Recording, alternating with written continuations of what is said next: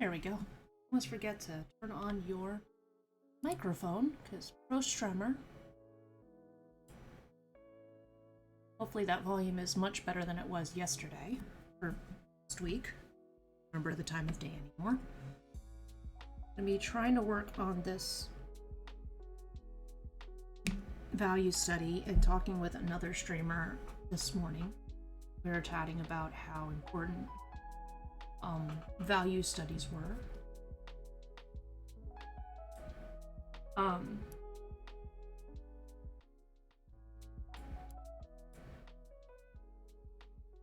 But how important the structure is underneath a painting, and the struggle that is with trying to get through the hard part so that you can get through your favorite part. And it was the coloring, and for me that is the case. So I've gone back and I've pro streamer gone back and gone through my layers and tried to clean up.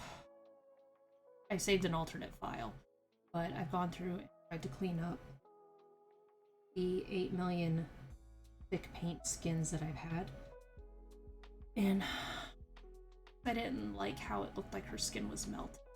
Just, I felt like I didn't have enough structure underneath to do the fun part. So felt like I was just aimlessly floating. And just like with ADHD, when you don't have structure, you just kind of floating. So do like Osmosis had suggested and try to just focus on the value structure so that I can get to the fun part. And the wonderful thing about the digital art medium is that if I do an underdrawing, I don't have to worry about spray painting it, fix it, and then worry about smudging it and nonsense. So there's lots of perks that come with the digital art medium, which I'm really excited to play with. But yeah, it goes what it goes. I typically like to do paintings that are much bigger, get in the physical form of touching them, and really getting in there. And I know that the advantage with the digital realm is that you can do pretty much that, just not as physically tough. I'm gonna stop frame. Let me know if the volume is good, because I have no idea if it's good. I see that the music sounds pretty okay. I got my player working. I guess I'm just gonna just drop them. I talk a lot when I'm really nervous or really excited about something. So also the challenge I found is that I used my son's picture as a reference point for this painting. And although children tend to look, could be a little louder. Okay. Play with this mic thing here. I forgot to play with the settings.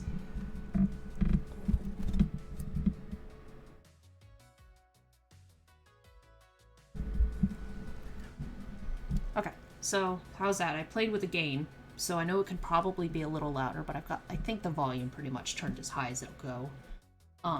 Okay, perfect. And is the music too loud, or is it not loud enough? Because in my headset it sounds pretty, like, nice backgroundy, but... Figures, okay. It's like, there's music? Yeah, I found that that's the hard part. We're trying to balance, like, putting music in, but without it being overwhelming. And the Hellas Keller music's really chill, too, so... Go to the next track and see if...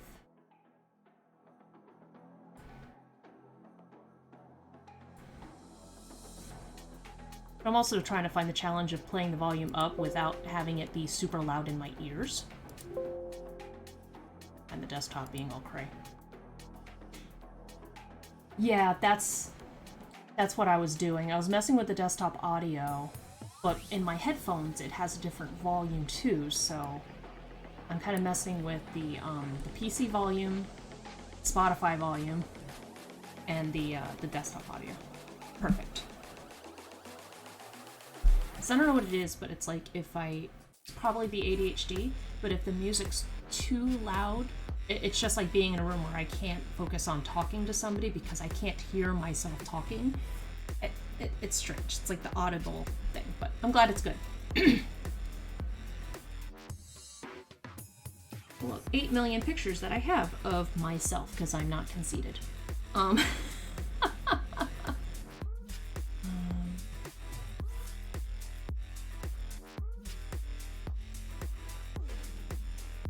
Had one. Let me get myself from the same time period.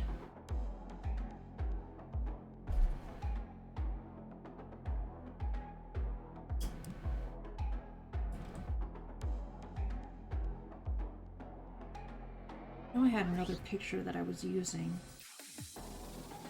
Probably hidden underneath all this crap that I have out.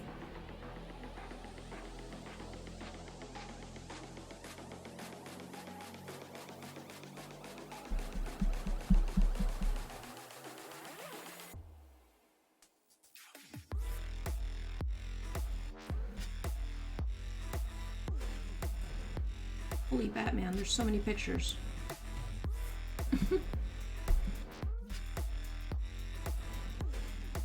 Let's see. He's decided to be dumb.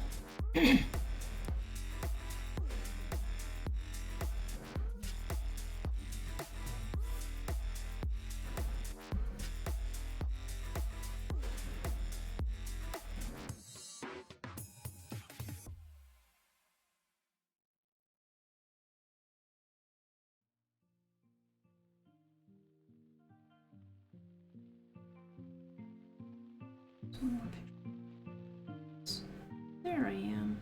I'm such an adorable, precocious child.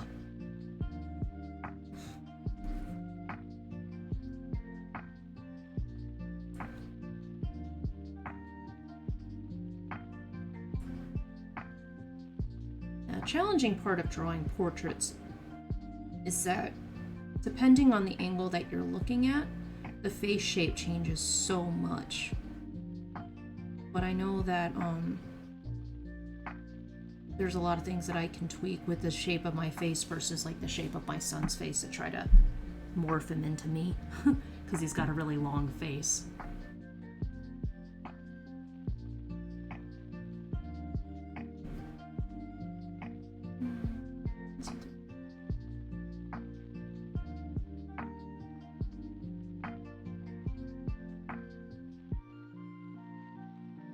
Take off a brush because it's distracting me. Last thing I need to do is scratch the crap out of my tablet.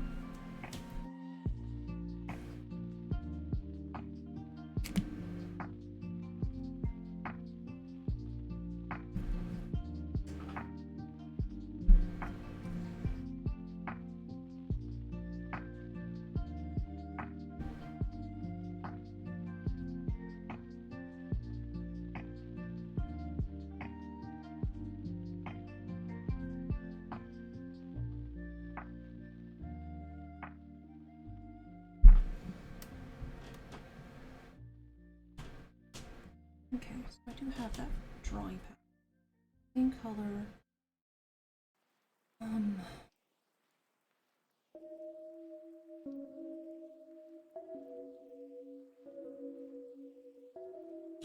There's one more picture that has this.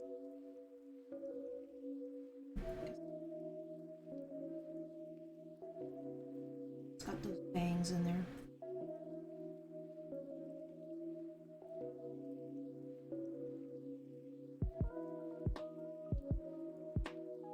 She could have more than one reference drawing up on here instead of just the one.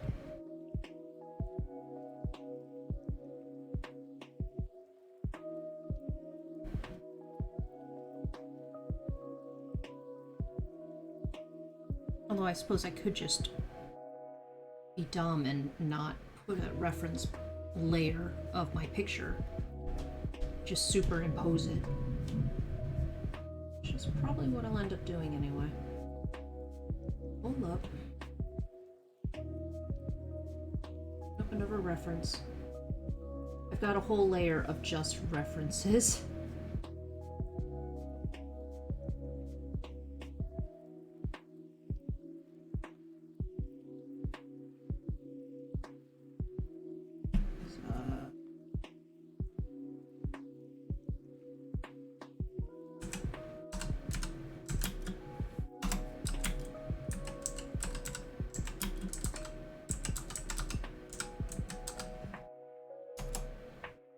Okay, so differentiate from my son's child reference picture.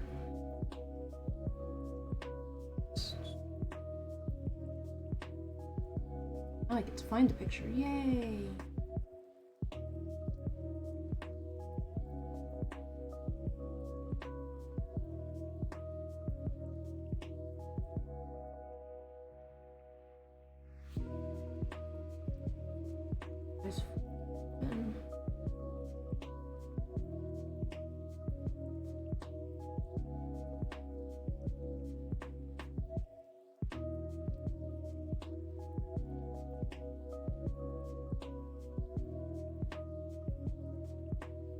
Zoom out so I can see how big this will end up being.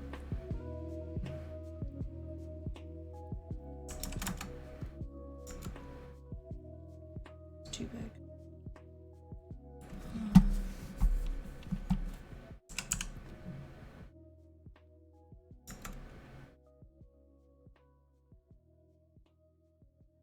It's 64 is probably fine.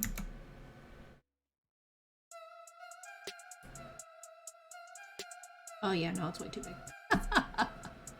It's okay.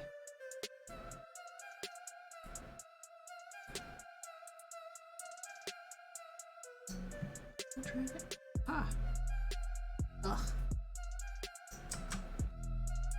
Okay, undo. Which one it was? It was like control. No. Come on, just. Still gonna f***ing squish it. Still trying to get a handle of all these darn keys, and there we go. Shift. Keep the ratio the same.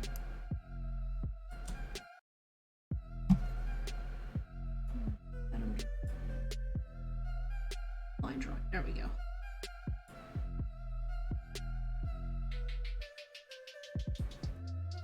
Move it.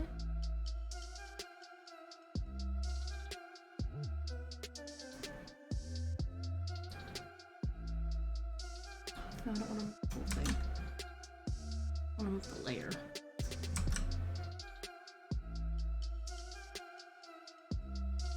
So, still getting used to all this stuff.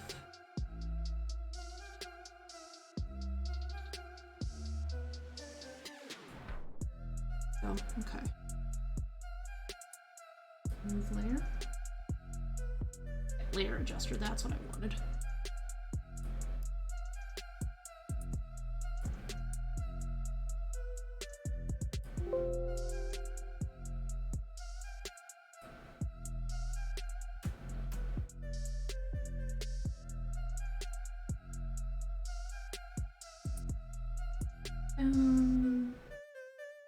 All the way down to Goblin Town.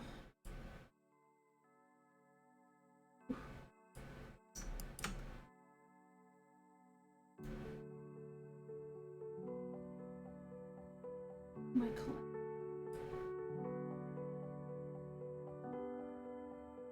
Okay. There we go. That's what I wanted.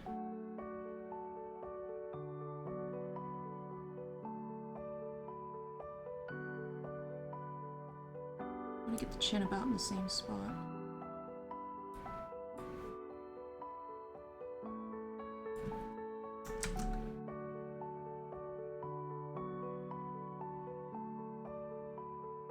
The thing I hate about this thing sometimes, it's like you can't just undo little changes. Well, I wonder if I had to change the head angle. Make the child looking up at you as opposed to It might solve a lot of my problems with the head angle. Just do that, say fuck it. Shift.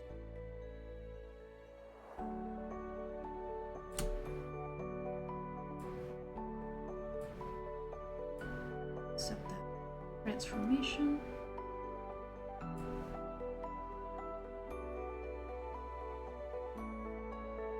Actually, the angle's about right anyway.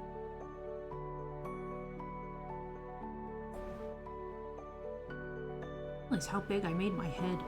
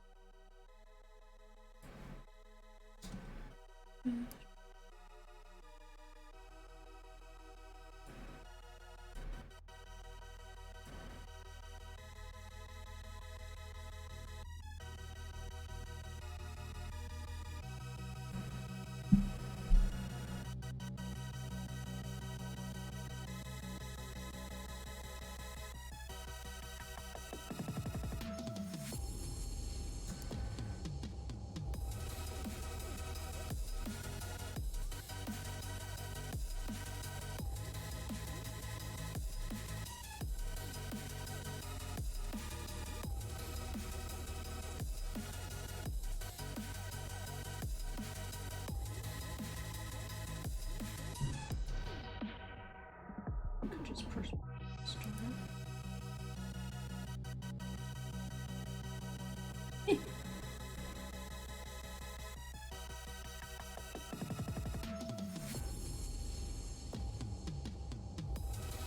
Now it just looks funky, it's fine.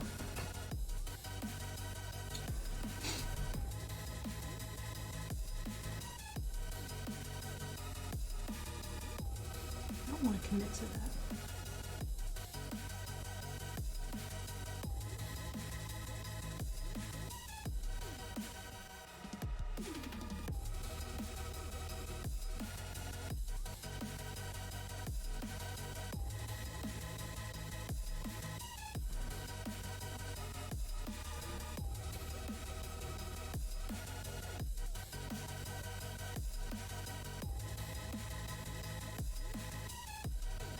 Maybe skew will do it.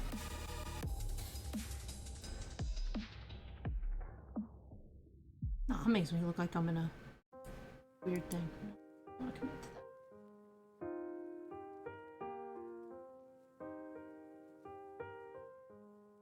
Come on now.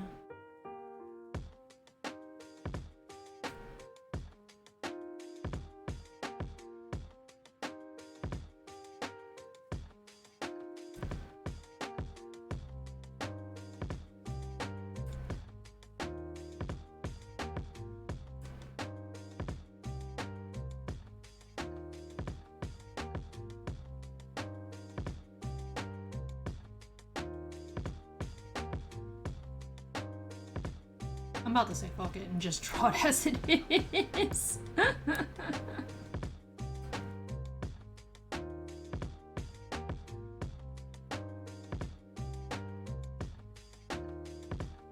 that upward shoulder thing going on anyway. Yeah, maybe I'll do that. Just it sucks because I have like the base color already like pretty much set and the selection's already pretty much set and I think a direct stare might actually be better for the picture anyway.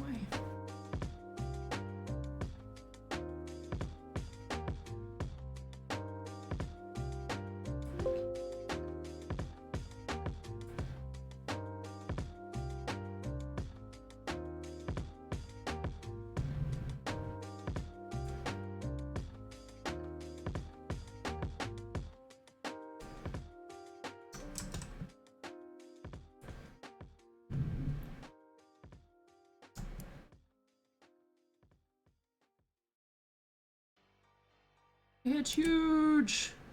Oh god. Did not want it that big. For Pete's sake, computer, please just behave. Of course not. Of course it's gonna stretch.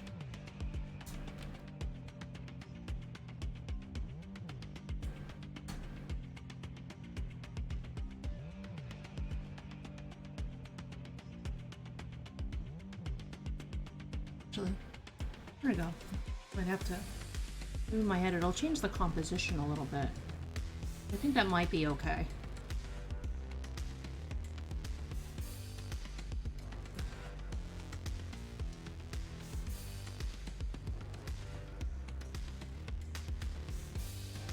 Okay.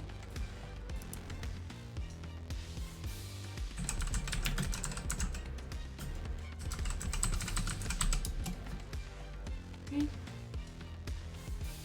So short of using a clone brush, I'm gonna try just do some tracing on this. And save, save, save, save, save, save, save, save.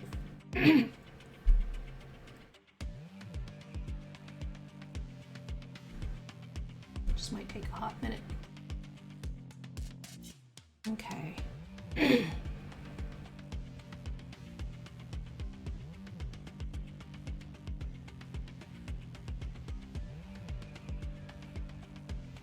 I'm also going to open up the reference in this reference picture instead of my son, because it is what I'll be currently working.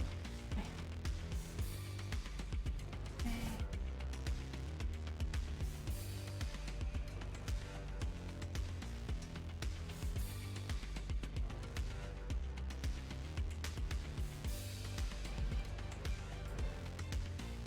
Double me, what does it mean?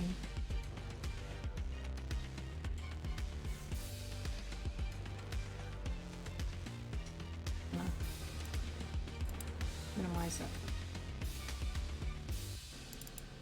Minimize it? No, I guess. I'm just gonna go away. I'm gonna go in. That's the worst spot for you.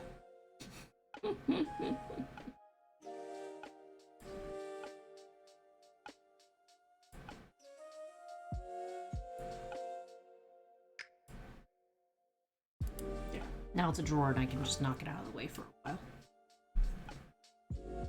Turn down the opacity. And actually, go to my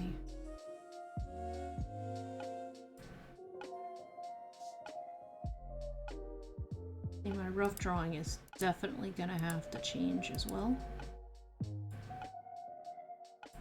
I might have to go through and just like in each layer erase my head.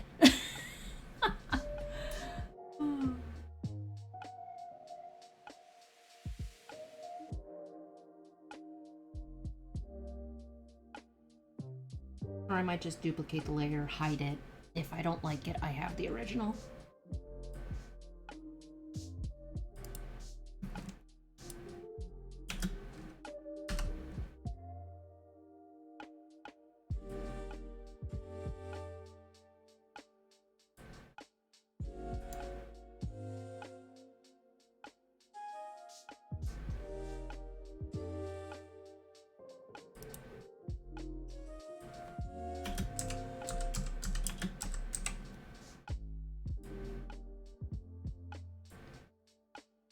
Hide that one.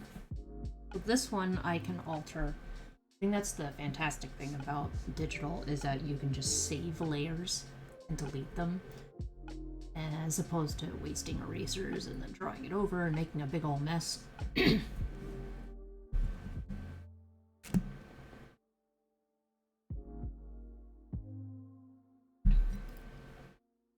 Big gulp of coffee is necessary.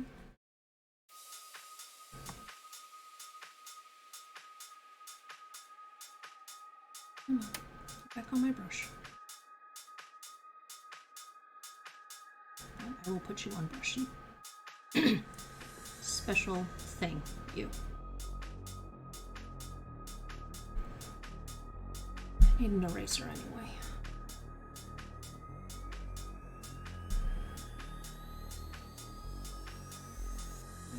trace the head.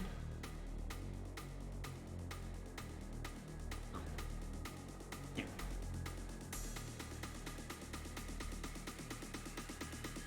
So that's going to alter the shoulders and the shadowing underneath a bit. That'll be okay. For the rough drawing too.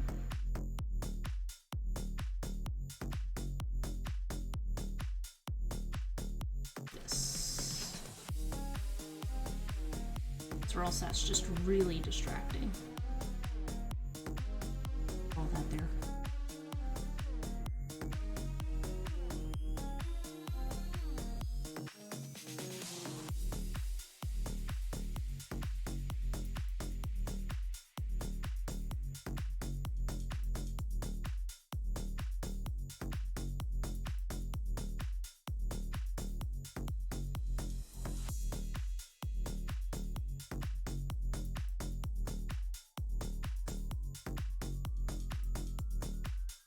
And actually, too, it's got the neck, so I want it.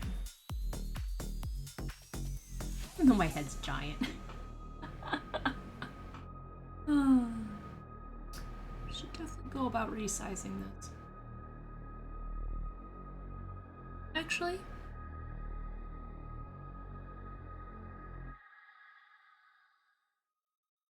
because I know kids' heads tend to be a lot bigger compared to the rest of their bodies, but something about that just feels cartoonish, so pull up.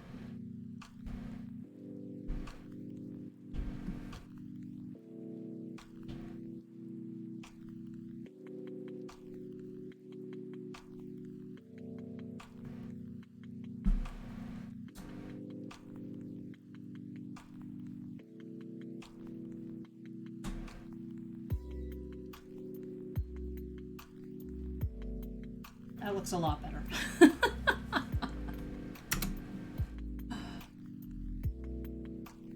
And save all my progress, because God forbid, I don't want to lose all that.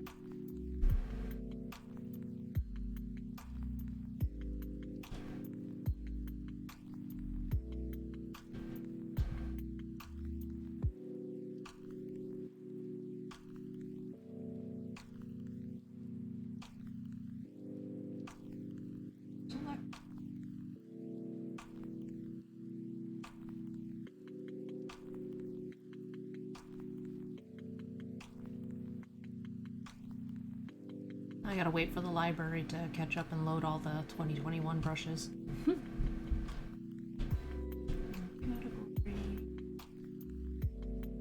Big Roxy brushes, they're awesome.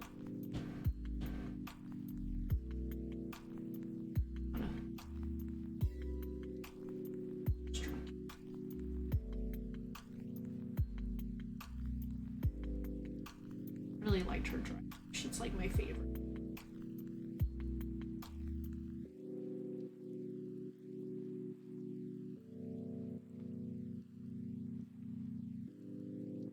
If I should use it for the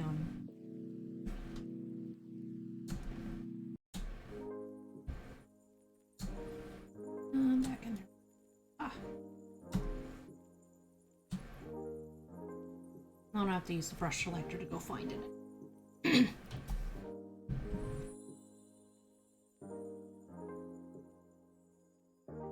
So many layers.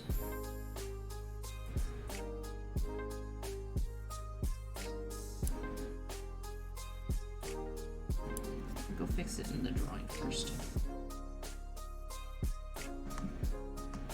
Pick purplish color, I think.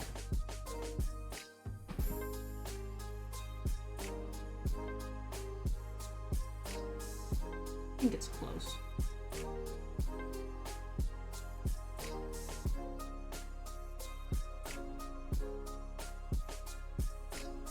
Close enough.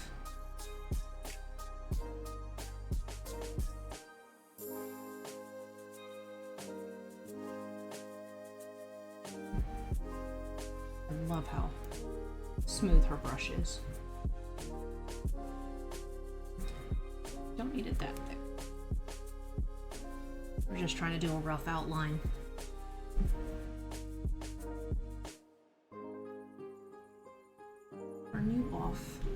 the rough outline first.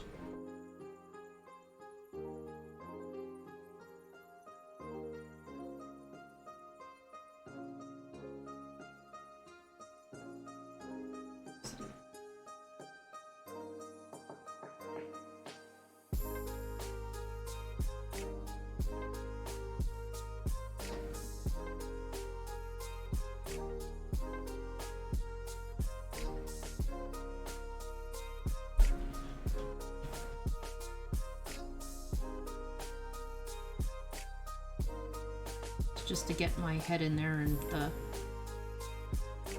outline of the shoulders to kind of match it up to this. It's not going to completely match up, but that's okay. A lot of it's just going to be used to imagination anyway.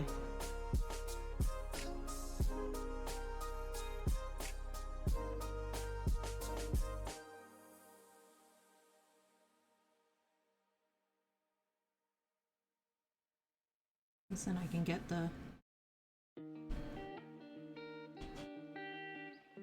shadow in here.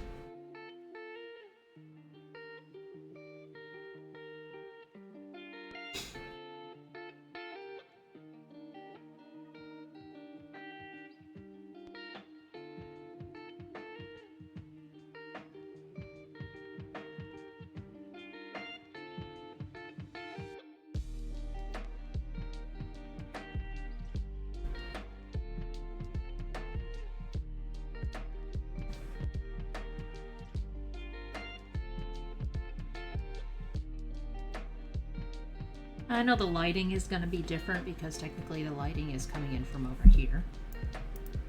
But you do what you gotta do to try to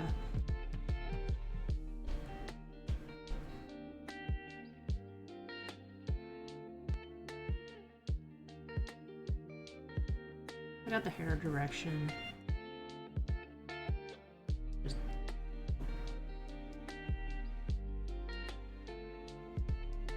I know I'm going to do a more in-depth drawing anyway of it.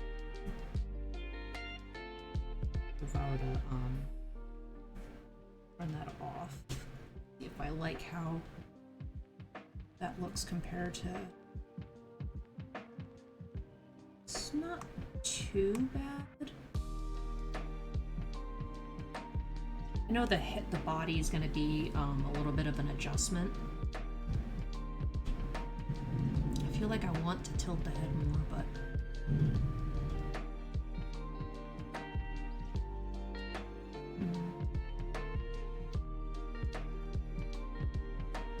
maybe I should have made the head bigger. Oh man.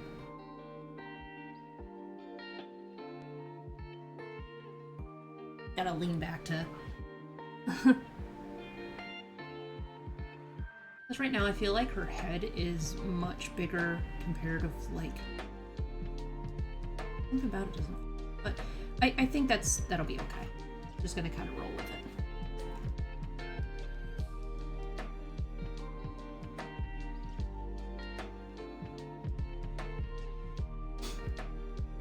Plus this is just the always remember which layer you're working on, guys. That's what looked wrong. I didn't have the rest of the neck in there.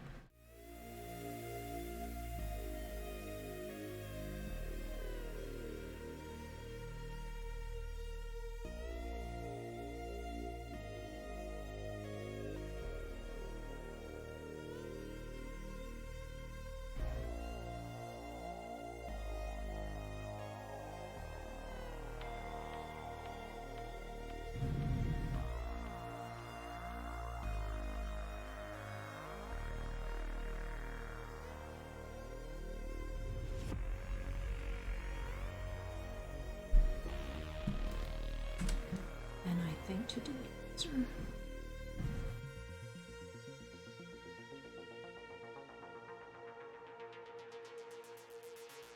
Start feeling better about it when I make adjustments on the fly.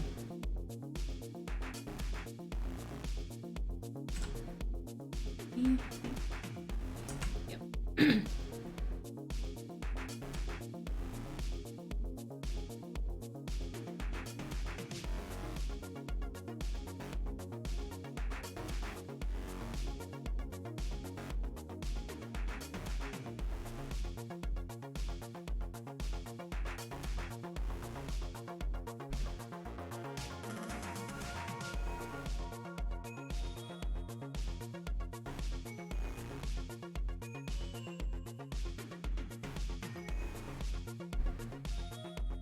is facing this way, her neck and body are that way.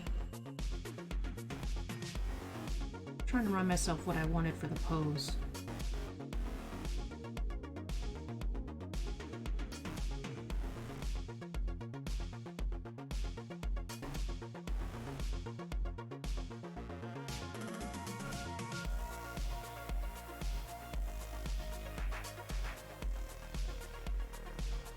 Obviously, when you're raising your body up, your chest is going to be up a little bit higher.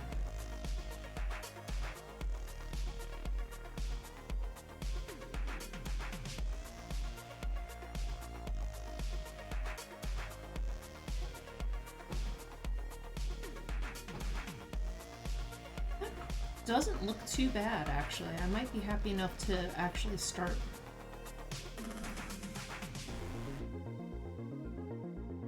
I'm going to go back to my son's reference because I see all these books here that I want to actually capture. And those were two different people.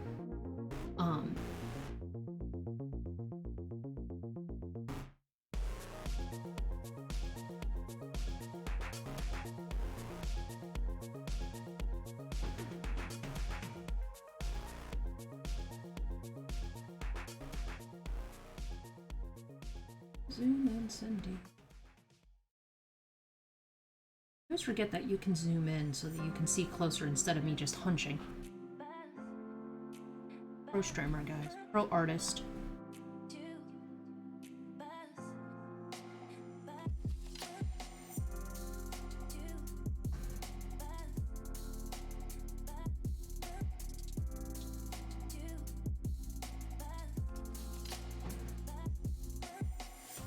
I want to get stronger value. There we go. It's kind of a purpley gray, I guess.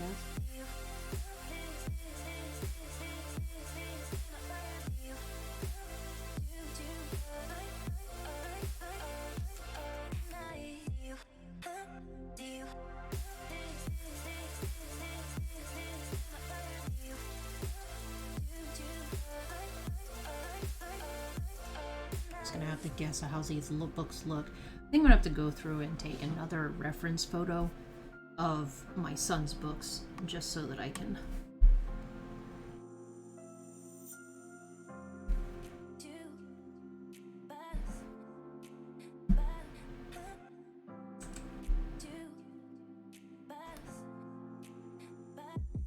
it's not just guesswork, I'm actually looking at books.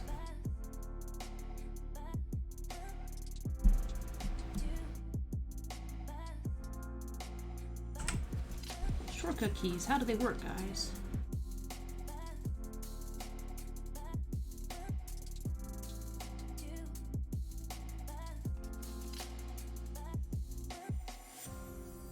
And there's the shelf.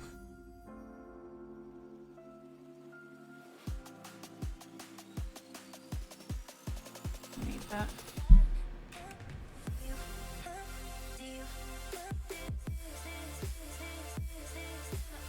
Funny story, a lot of these little kid books that are like right in here, I think this is Beauty and the Beast is sideways here.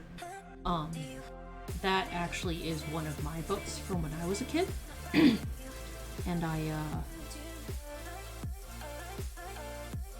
held on to it thinking that, you know, whatever kid I had would be able to share in the books that I really loved as a child. And I know if now we read one of the versions of The Little Mermaid that I have.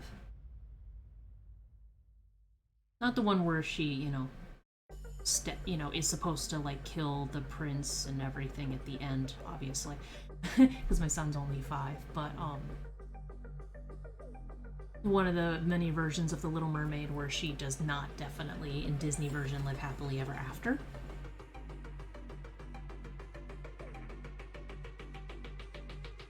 Obsessed, not obsessed, but yes. And here, this is a treasury of children's tales. They're like a bunch of different illustrated books out with animals and old stories. Some of the stories are pretty outdated, but that's okay.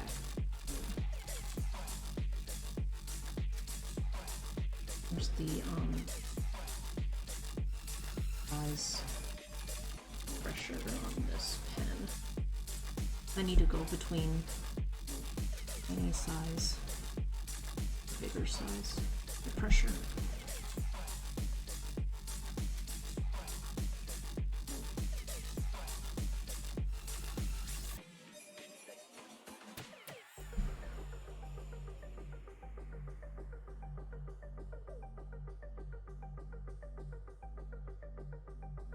This is just supposed to be a rough drawing anyway.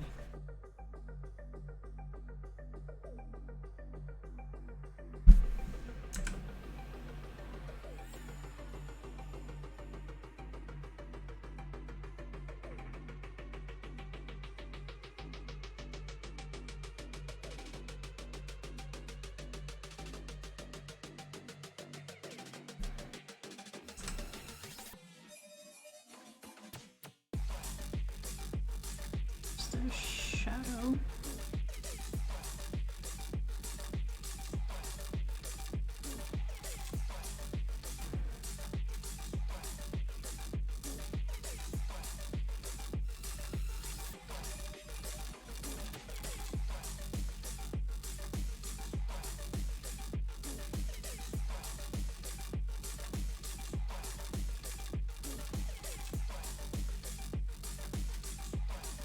And of course I'll be changing my curtains because I didn't have trucks or anything.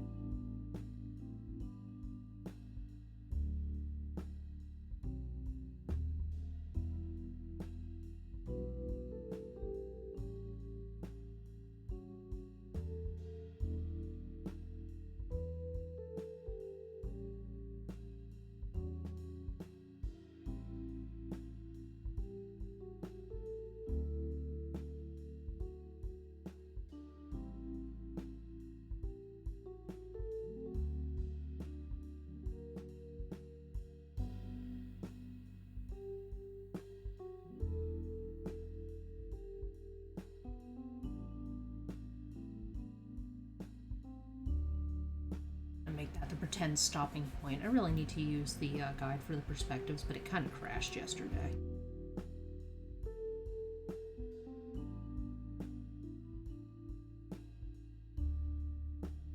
Save. Rough drawing anyway.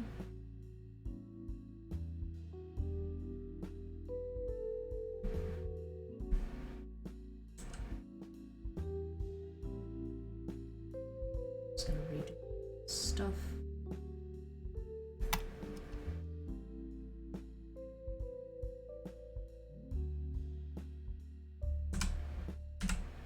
Wrong shortcut.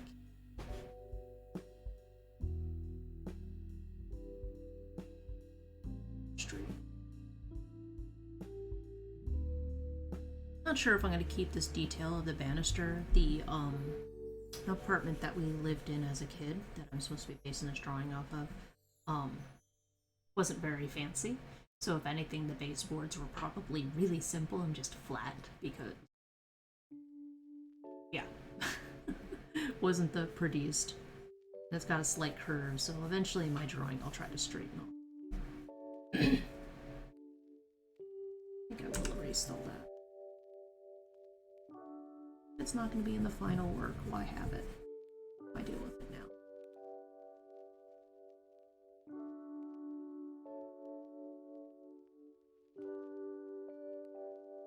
Well, it's going to be important anyway.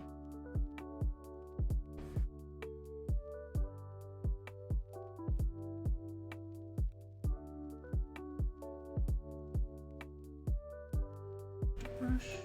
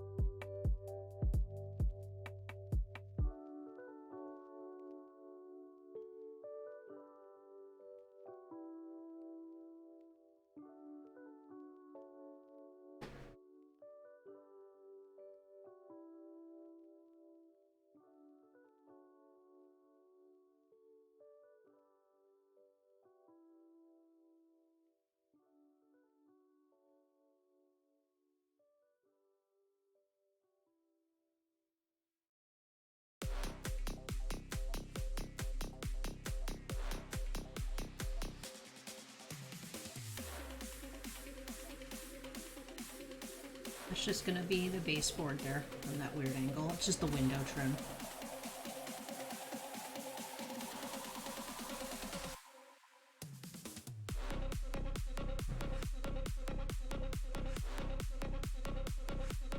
Something that's fancy, but whatever.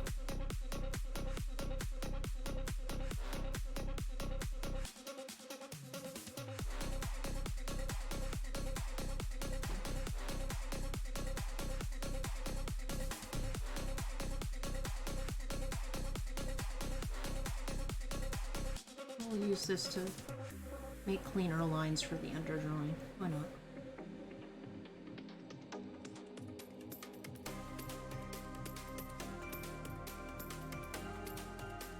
You just go through with the eraser and fuck up.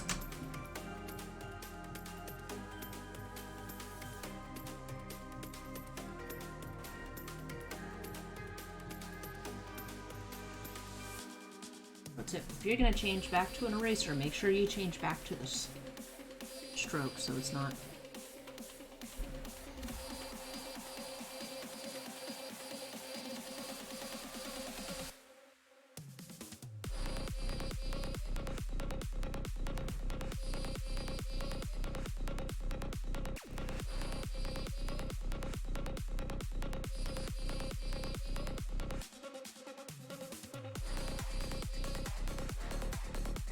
Lighten that a little bit so it's not so stark.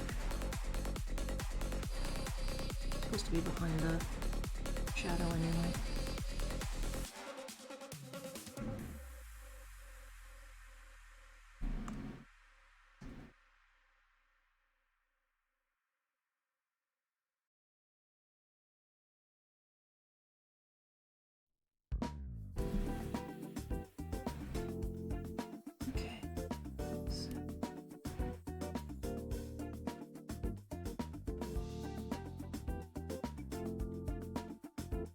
At least I can get my lines freaking straight.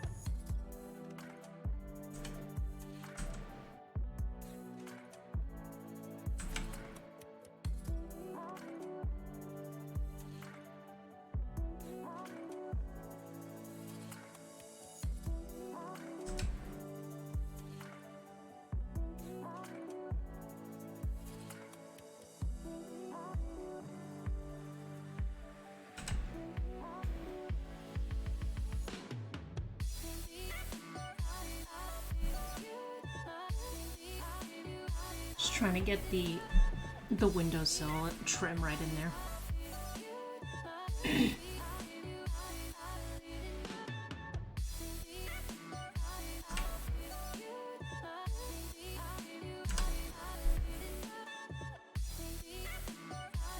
So got this curtain here.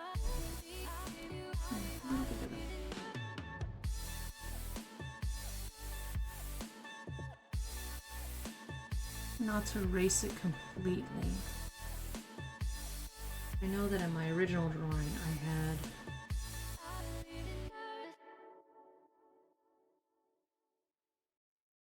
and then the wall went all the way across. Went all the way across.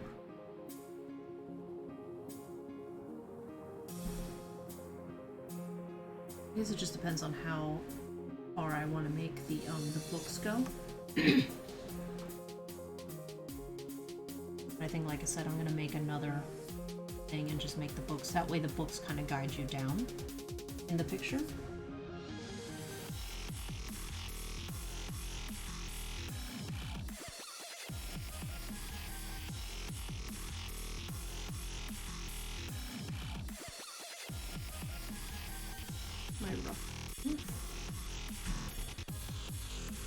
So we got some dubstep in here.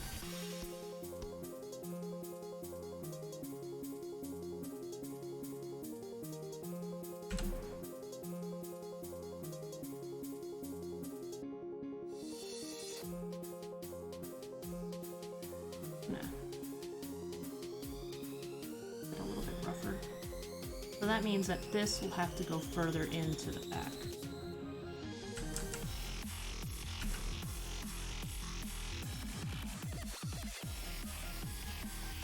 Make that more receding.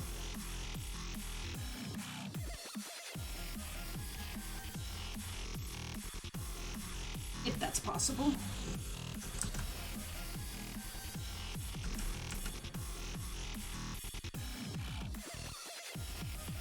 Doesn't make it look wonky as hell. Whatever, I'll fix it later. Remind myself it's rough drawing. What's the fancy drawing anyway?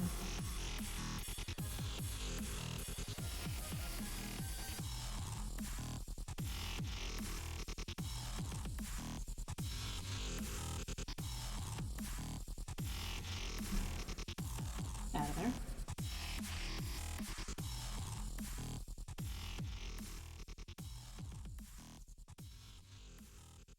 Come on, change over to eraser mode. You can do it.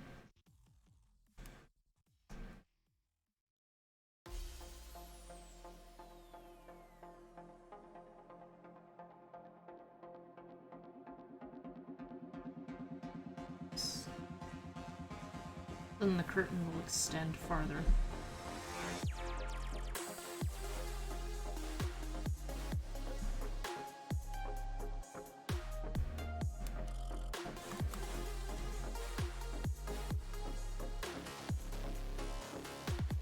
I don't want to completely erase it out of the drawing, but I want to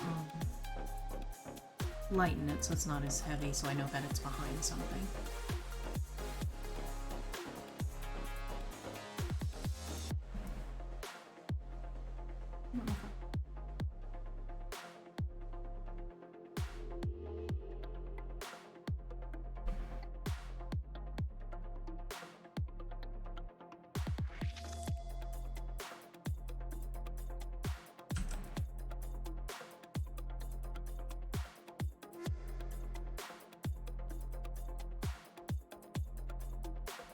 Why is it on?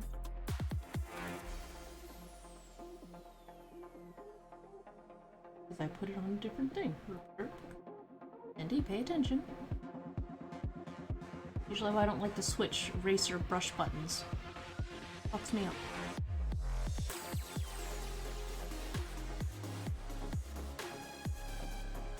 You will now be a curtain.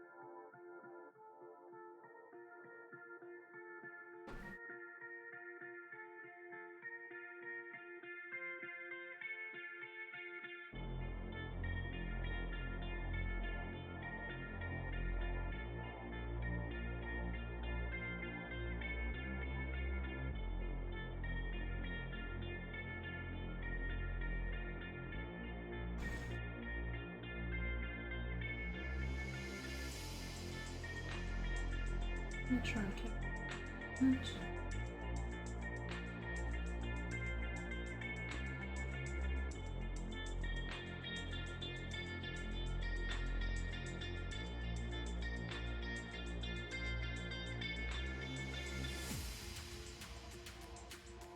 This is probably all gonna be shadow.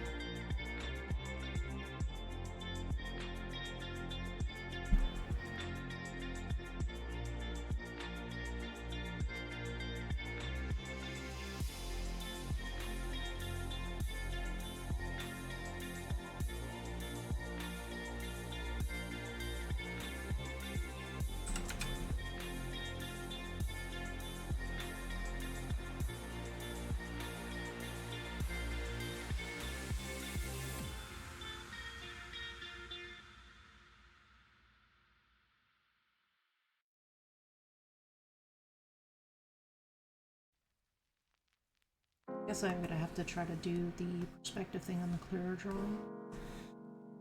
So finicky right now.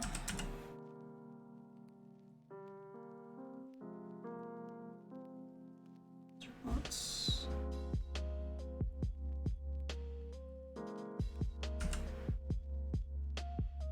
It's a shadow. This will be more books.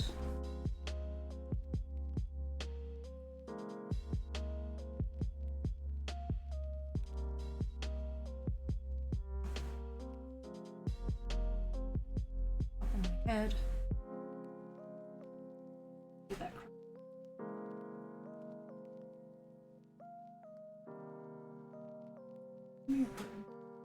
Off.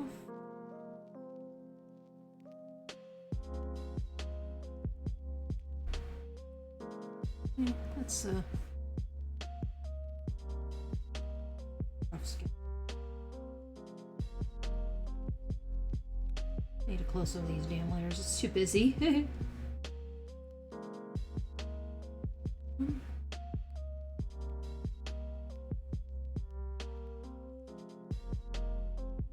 Least I can do is draw my eyes, not just these empty here into the soul.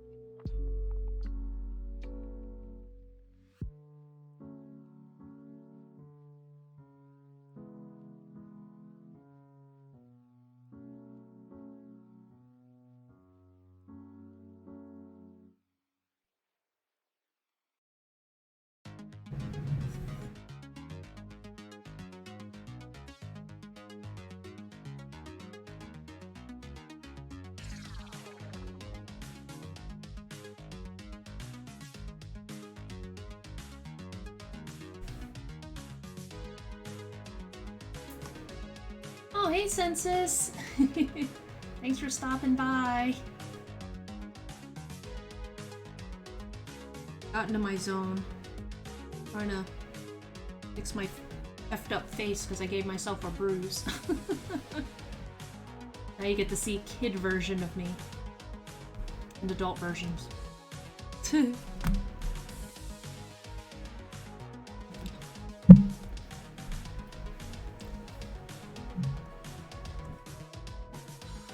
Playing with rough drawing, got some practice in. Now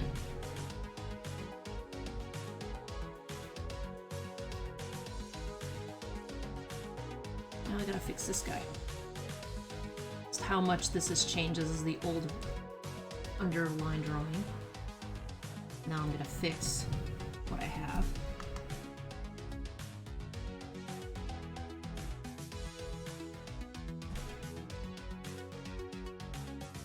Bring you down.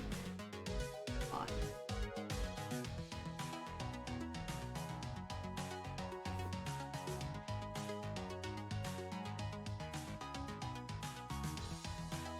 I think I actually need my reference thing a bit higher.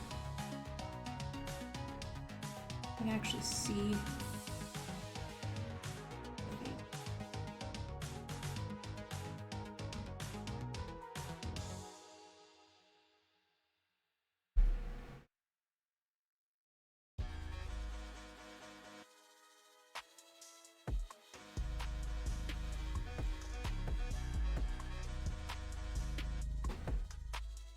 Rough drawing to sleep.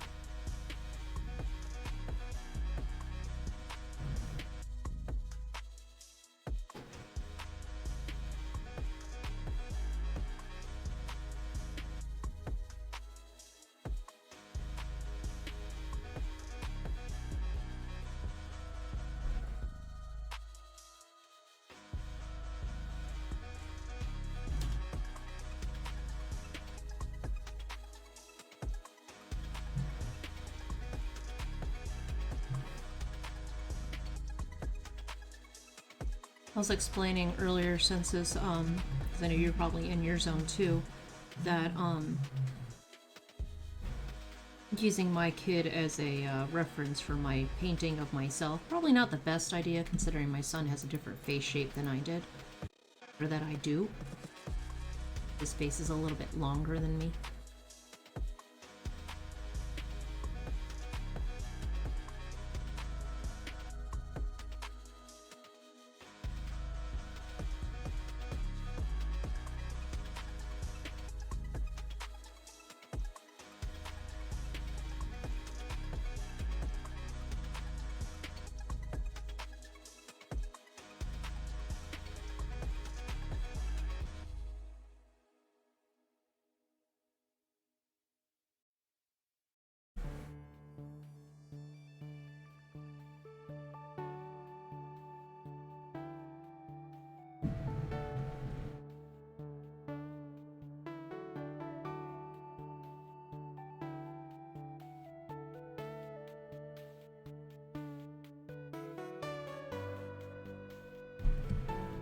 This is that wonderful time period of the 80s, 90s when you were too poor to get haircuts, so your mom just cut your bangs herself. Bless her heart. More than I'm attempting to doing. I'm not attempting to cut my son's bangs. I think I did once and it was really bad. So, never doing that again.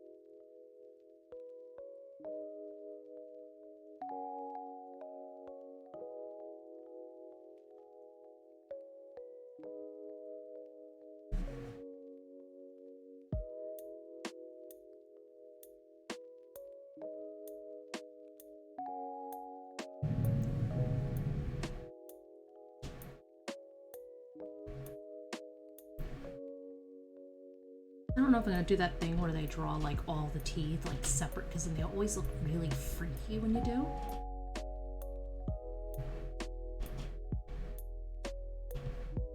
Oh, there's my snaggletooth.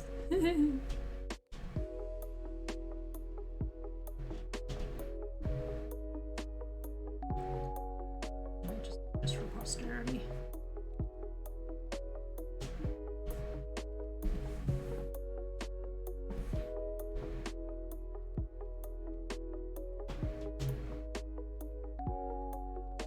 Where I'm interested at, it's like eyeball. No eyeball.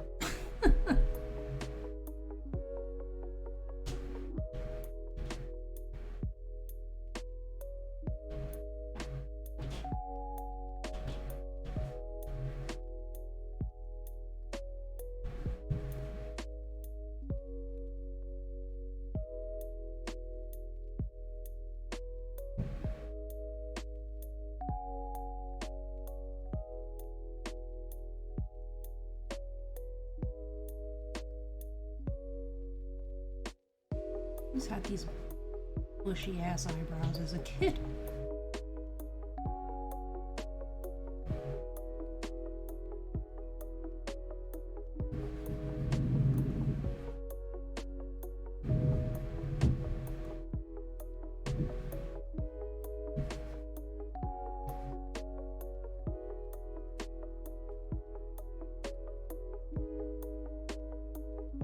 Let's see if I can do another.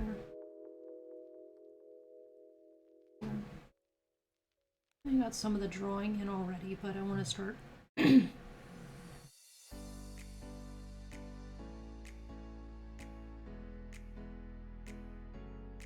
one.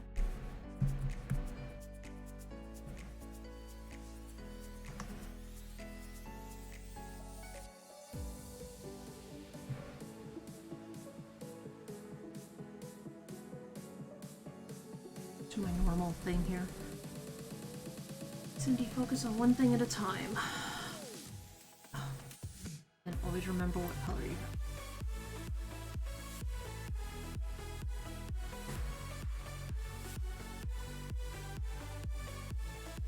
That round. Wait for it to load.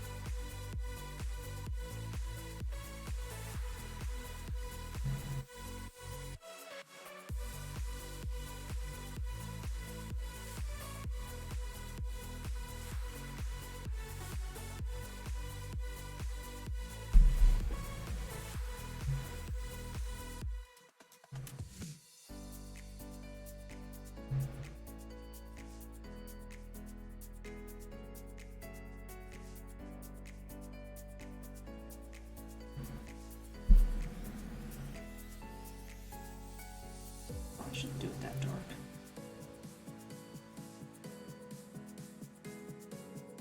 And you can see the eyes here. And there's like a shadow there. Like a little spider eyes or something going on in this. Weird.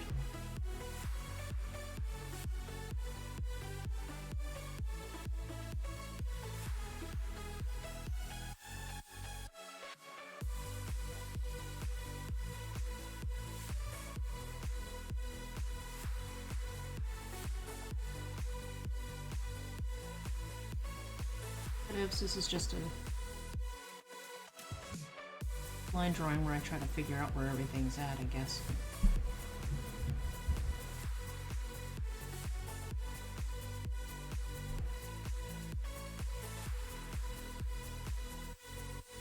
Structure.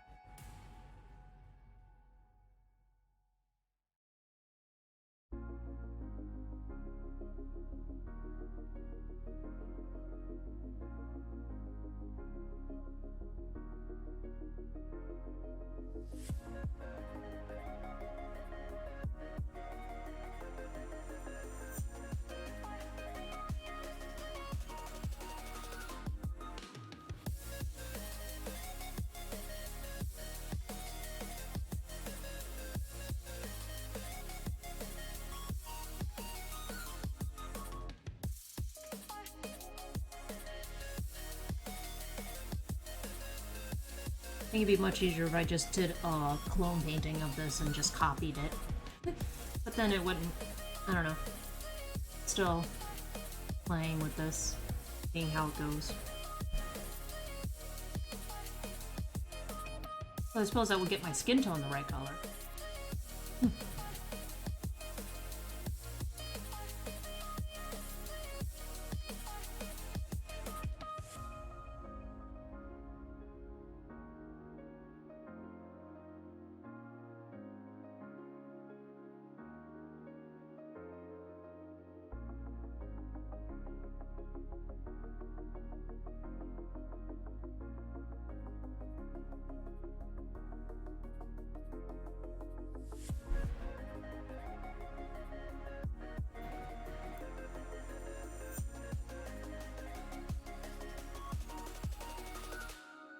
See, now I have to fix everything here.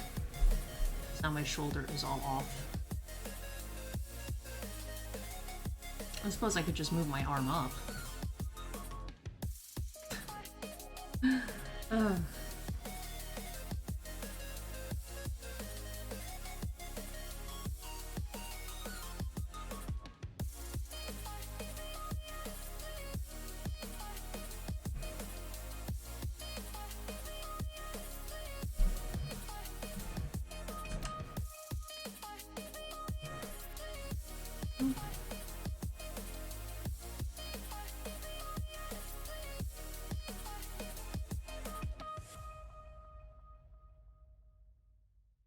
So,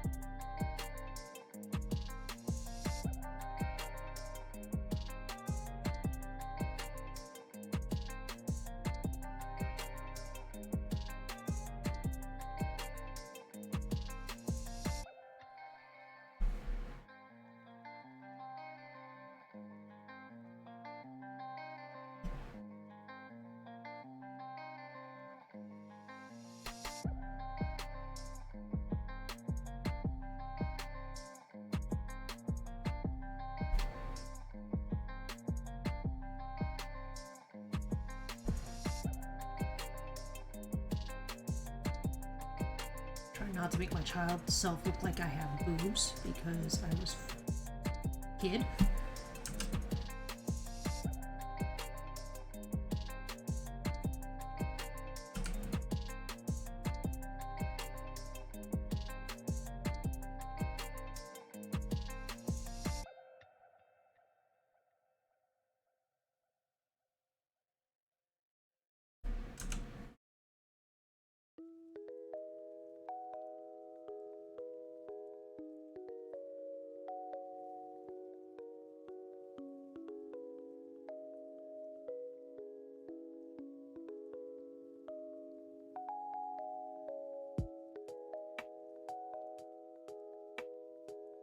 It's also a challenge because you're trying to figure out where the wrinkles lie in the painting when you're working from multiple resources.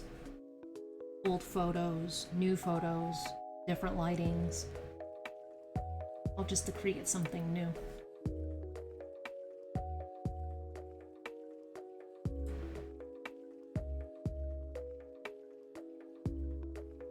Not too shabby. It still looks a little off, but it is just line drawing after all.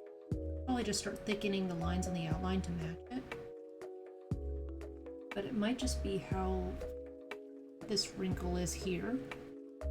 And I think that feels a little unnatural. So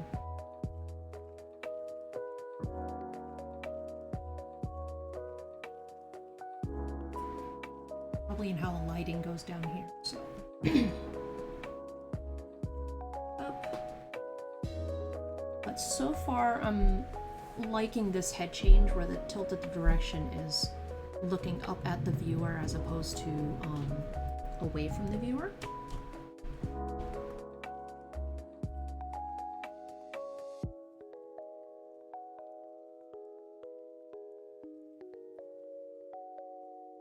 Like what's supposed to actually go with the damn drawing as opposed to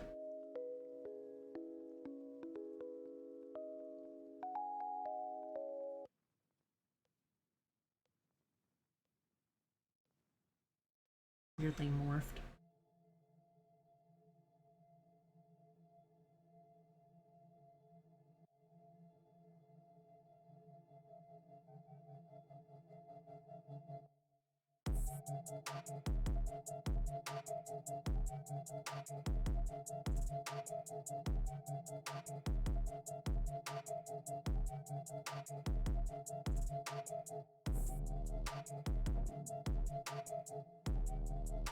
It's actually an ear.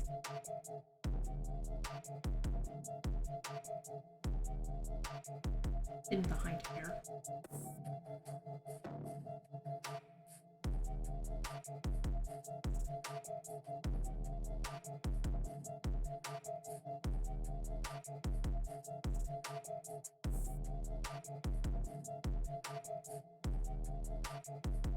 Adjust this here as well. It's a little thin. Always try to take liberties when you're even creating from a reference to try to make sure that it fits with the photo or with the composition.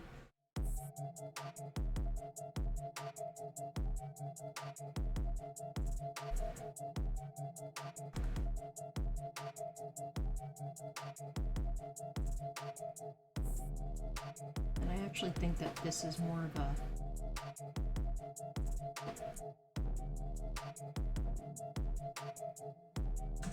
stuff here. Felicia.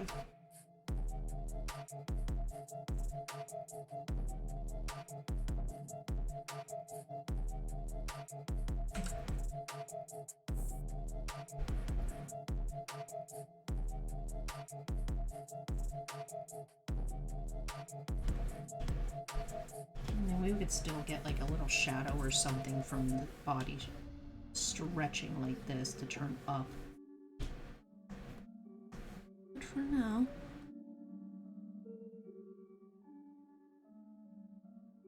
try and just get my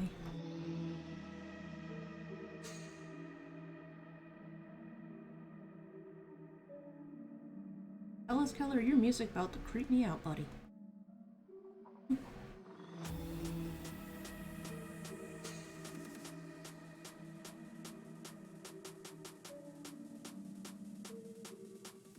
I think that was all highlights, so delineate that that's so.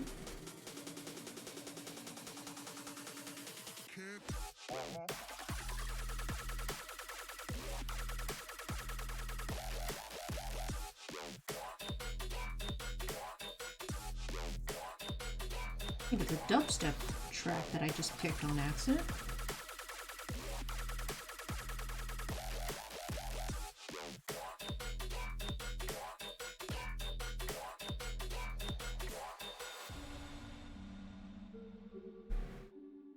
In a groove, it's all.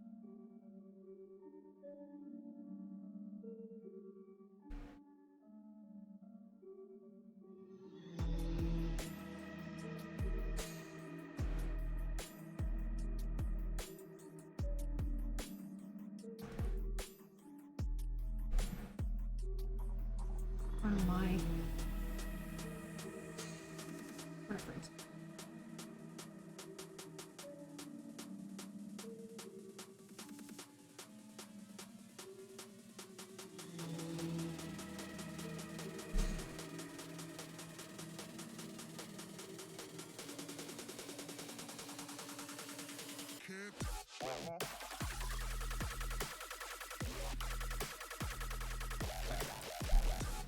I don't think anybody will argue if I skip this song.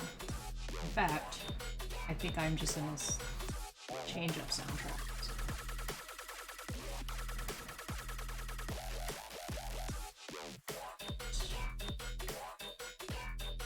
It was ignition. A little bit less wub wub. I don't want no wub wub right now. Getting into a groove, but I don't need no wub wub.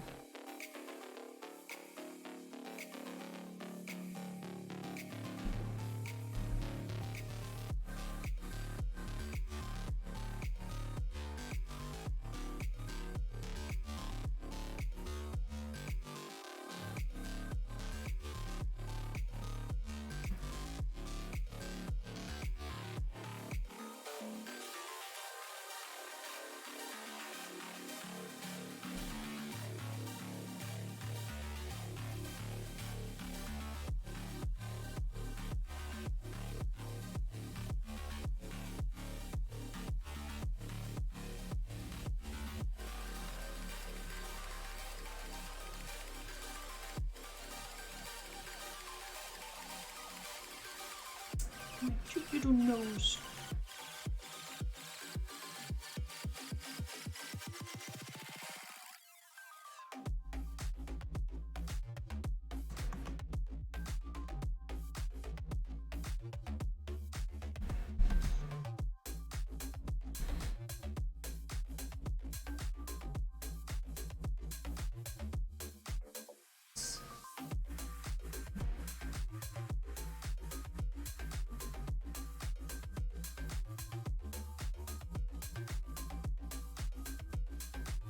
You do the bottom teeth or something. That just hurts me. I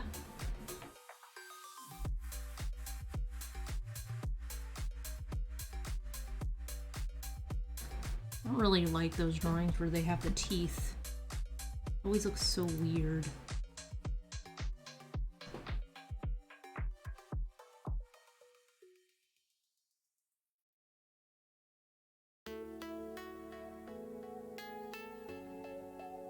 It's like better when you just try to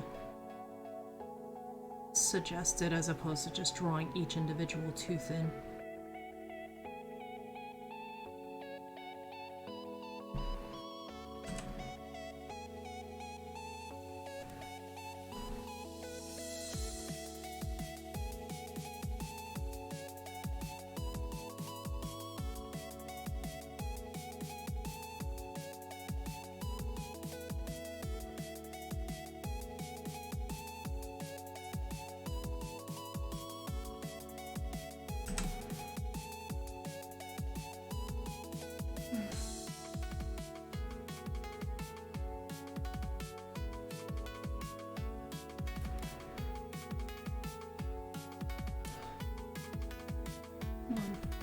Painter, you can do it.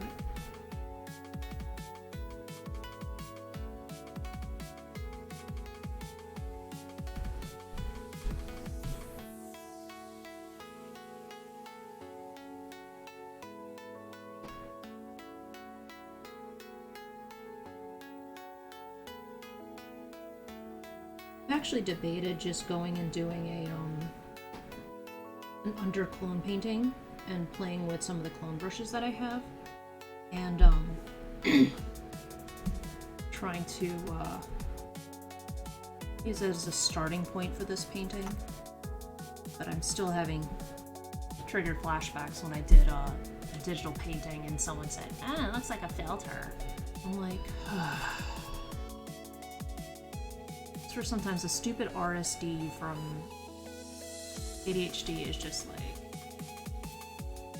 you know, replaying on rewind the same two things that bother you over and over again, and it's nerve-wracking.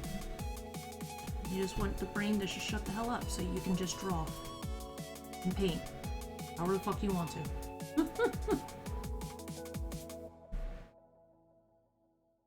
My husband knows this all too well. He hears me bitch about it all the time. Sorry, honey.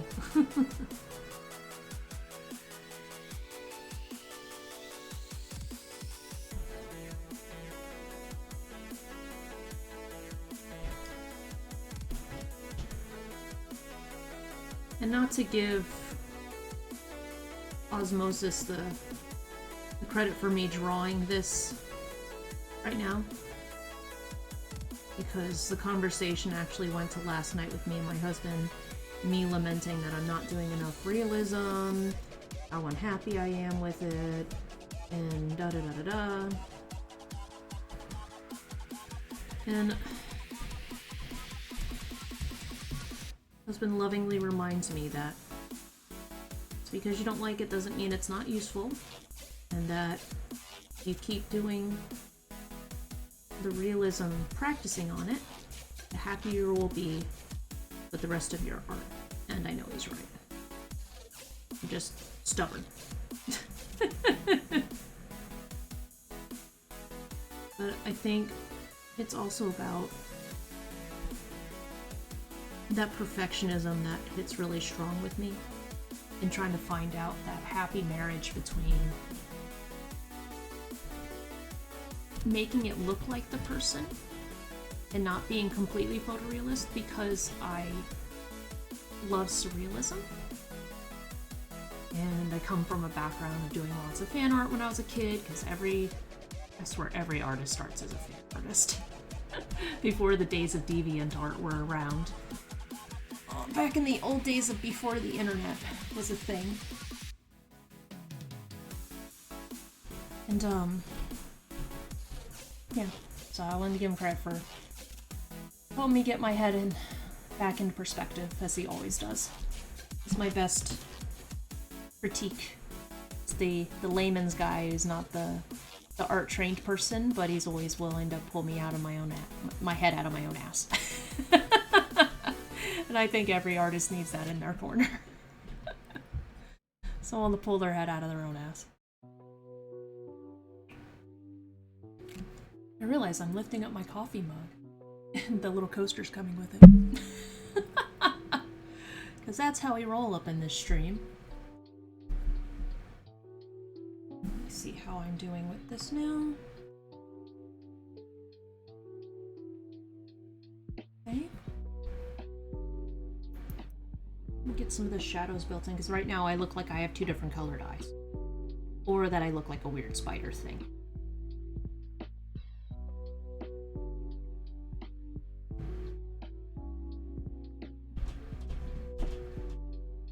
Unfortunately, working from these really old, not really old, but like these school photographs, they're not going to give you the definite range and stuff that you want. But it's always a good starting point. I'm probably going to have to take 8 million reference photos and try to fix we get to what.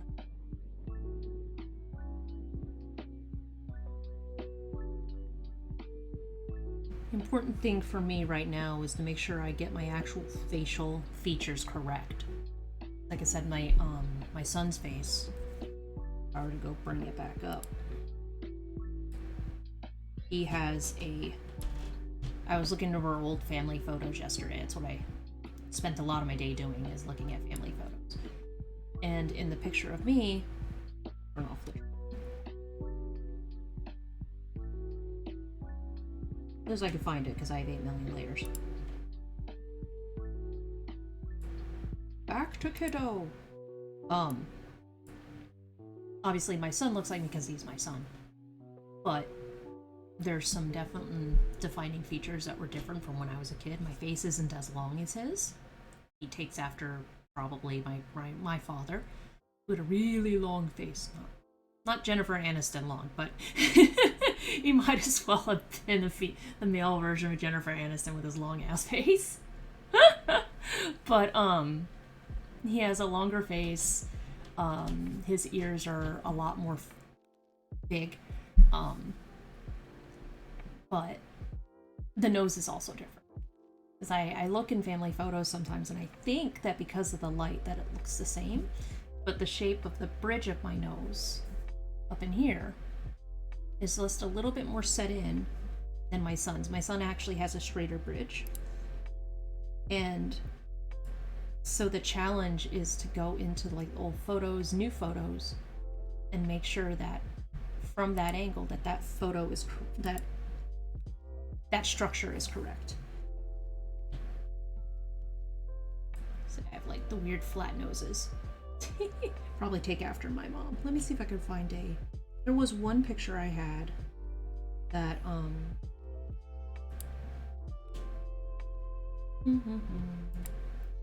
Mind me, I'm gonna look for the picture where it was from the shape of my face. My dad. Of course, it's looking straight on. My dad's nose is very bulbous, but my son's face,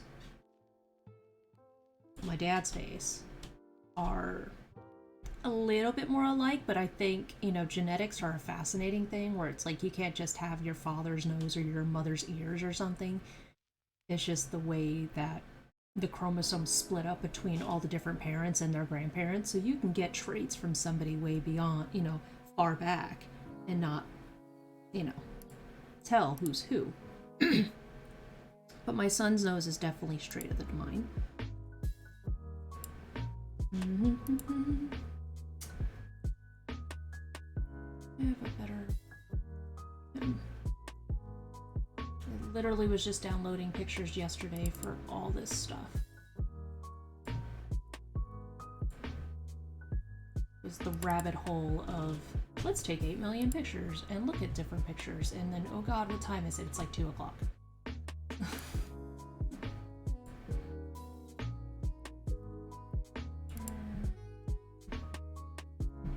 I don't have it anymore.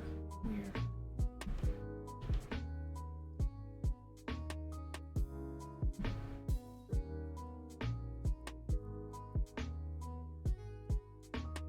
Oh.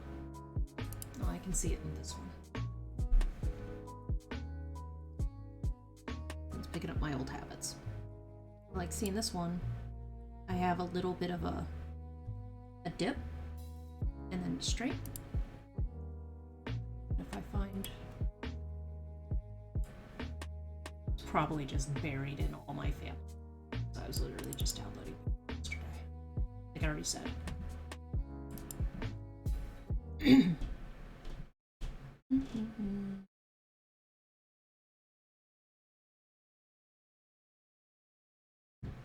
Our new picture. I had it. And it's gone. Why? Let me see if it's this one. Corel painting. A little bit more of compared to like me, I have a bridge that goes a little bit further in and my nose sticks out a little bit more. His is like a smoother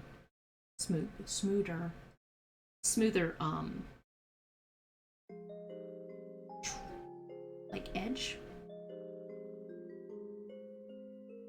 Ain't really attracting. But the important thing is that with the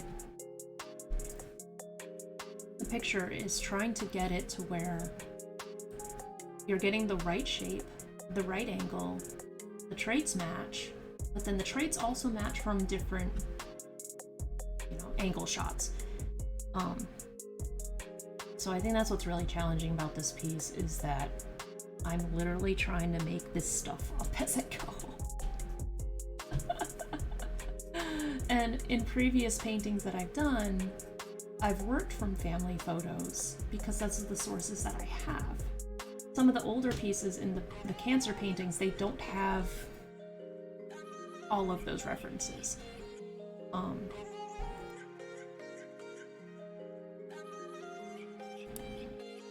Just gonna go on a little family rant today, guys.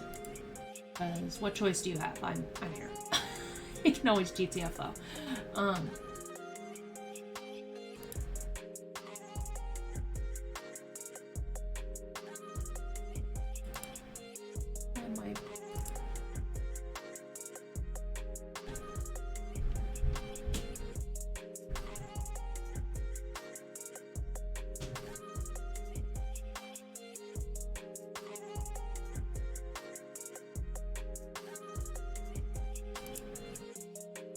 Like this.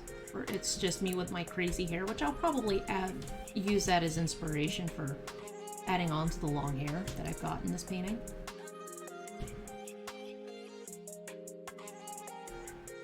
Let's see, turn that off.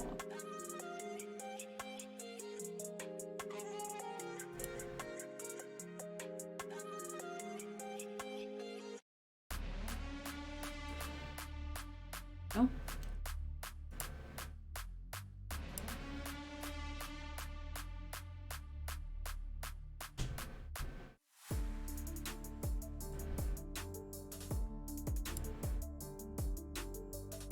Just as a story time, thinking a lot. Mine just goes on these tangents and I just have to talk about it. But I think the challenge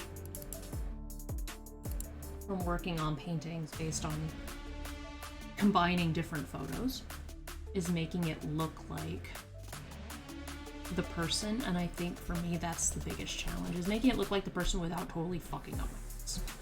You know what I mean? Like in this one, there's a lot of trial and error, but of course I'm working from a photo that is completely flat, and the light coming on just completely washes everything out.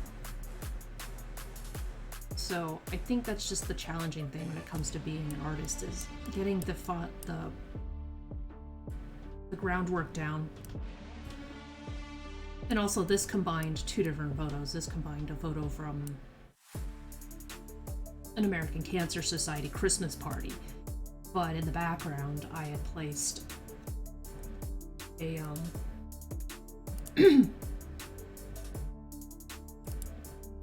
a picture of Philippi Park. And of course I combined the photos in GIMP. Let me find the actual reference. So it looks pretty obvious now, where it's just, you know, obviously two different photos, but I think the challenging part of being an artist is trying to base your composition on a made-up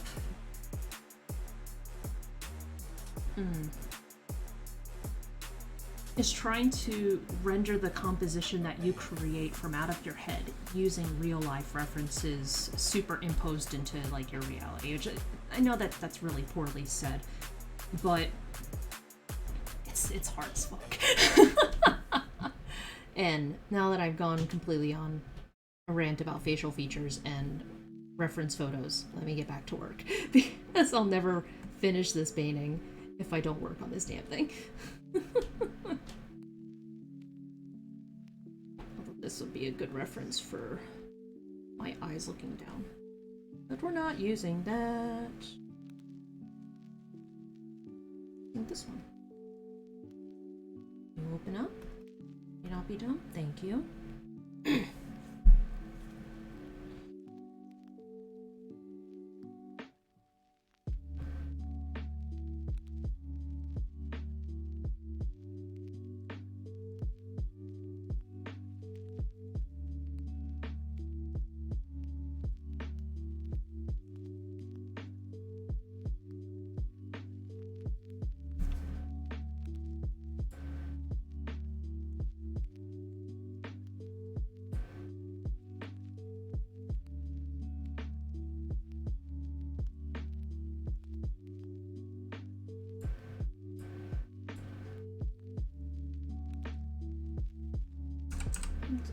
Just like that.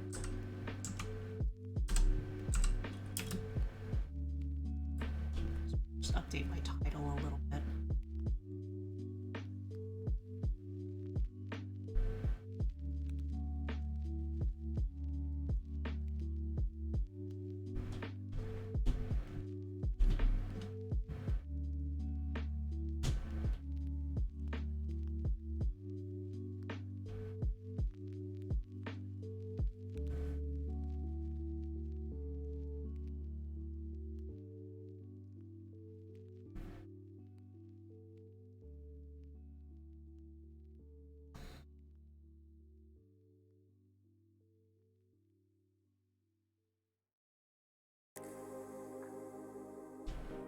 Use a dry brush. drawing.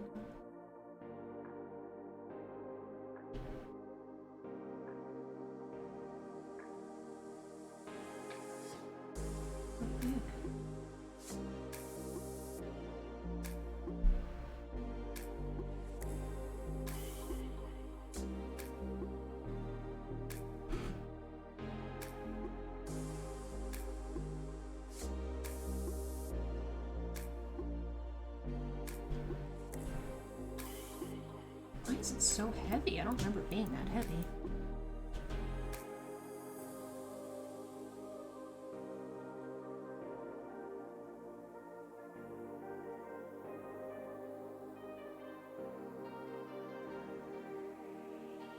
If I go a little lighter, might not be so heavy. There we go.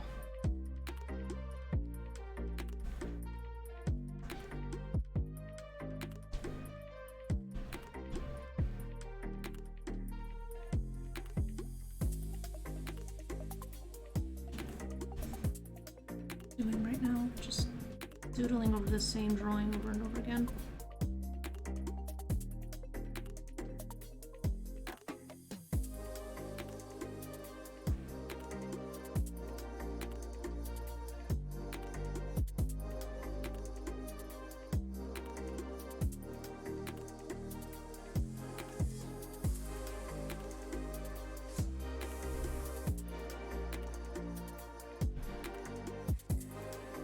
The sun is hitting from this angle. Should be like a shadow right here.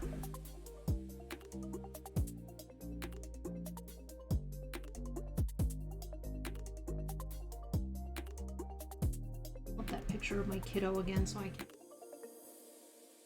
Oh.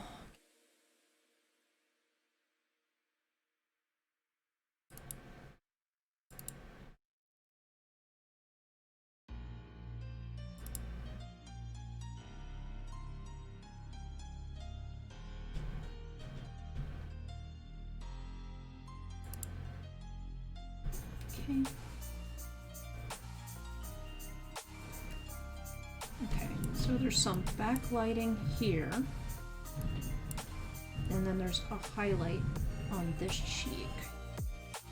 He doesn't have hair, so I have to imagine what the hair looks like with the lights coming down this way. That here.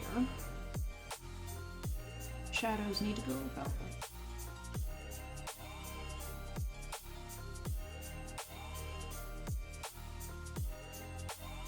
oh, pardon me while I not maximize that picture.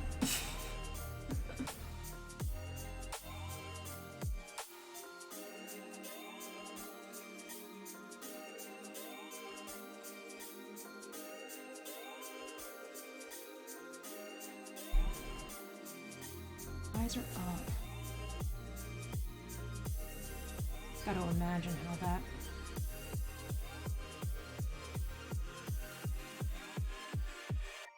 gonna be different.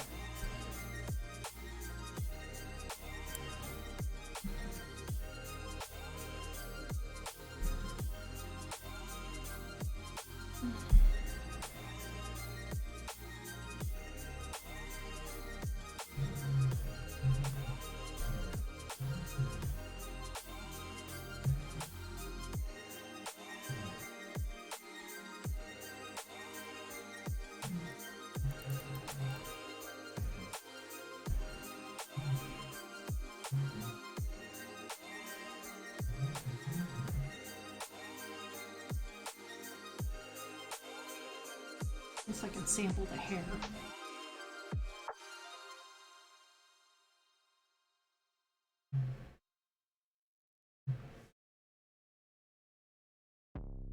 Start doing that. Let's see. Paintbrush. Soft gray pastel.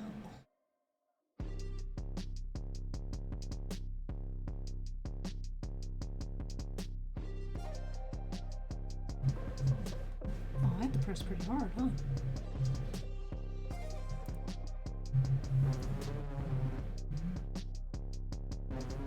Tilt. Okay. to remember how I set this brush, so I'm trying to tilt it different ways.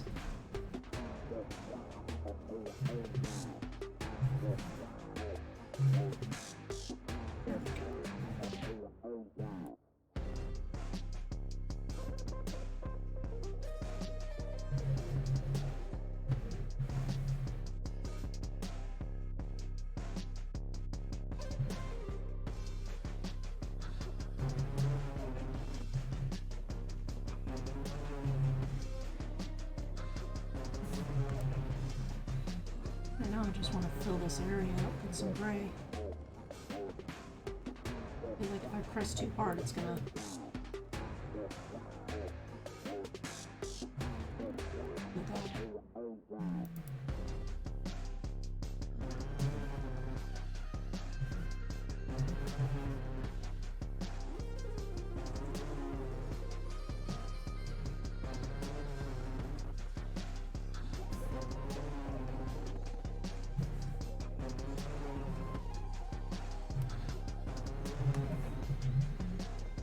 Come on. Technical difficulties, guys.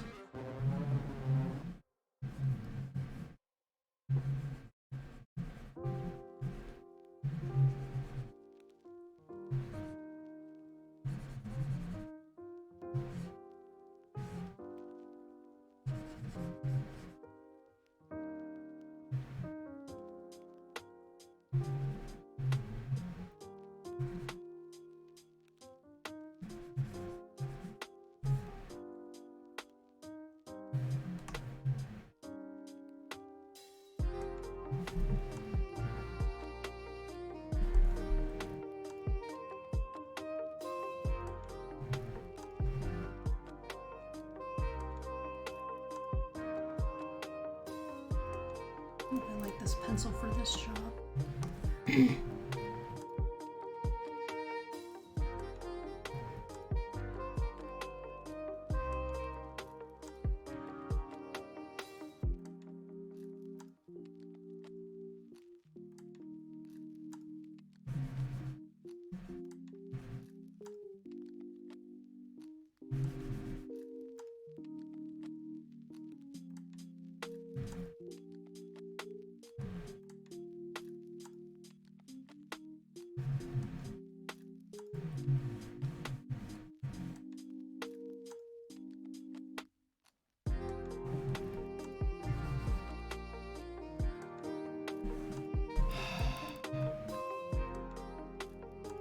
It's crazy. I make all these brushes and then I find brushes that I don't like. And then I try them again, and I still don't like them. Yikes. Hello.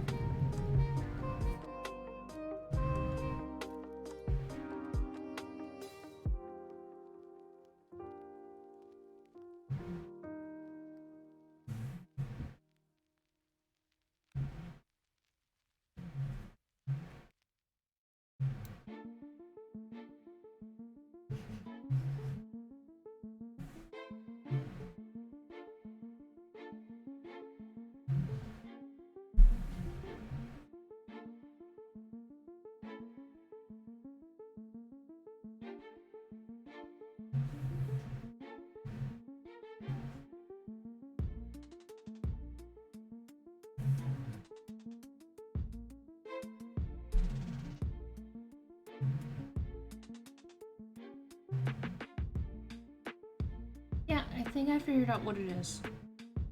I'm torn between doing flat color pieces where people just block out the color and then they go in with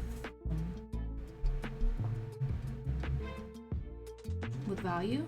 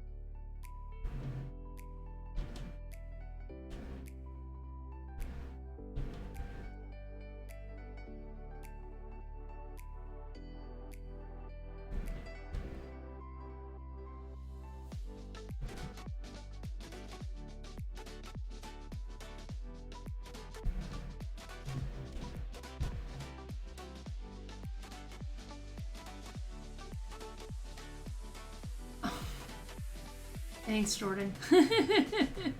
Already a success. Not sure how I feel about that one, but right now I just think I'm just hyper focusing on this eyeball because it's the only thing keeping me going right now. I'm playing with all these different textures has just been like, let me see if I could just damage this eye.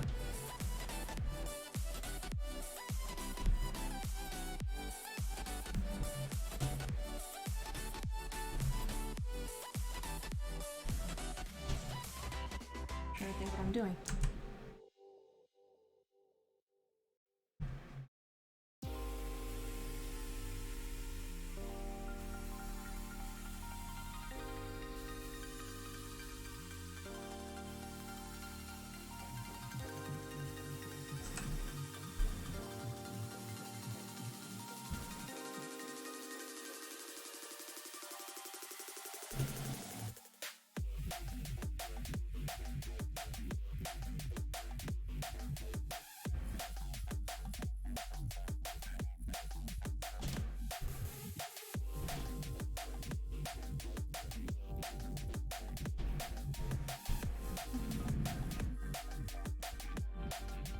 Oh my goodness, please don't tell me I'm doing the line drawing. I was working on the wrong layer, you guys. Pro Strem. Because if I turn off the undervalue, you don't notice a difference. Line drawing. Oh well.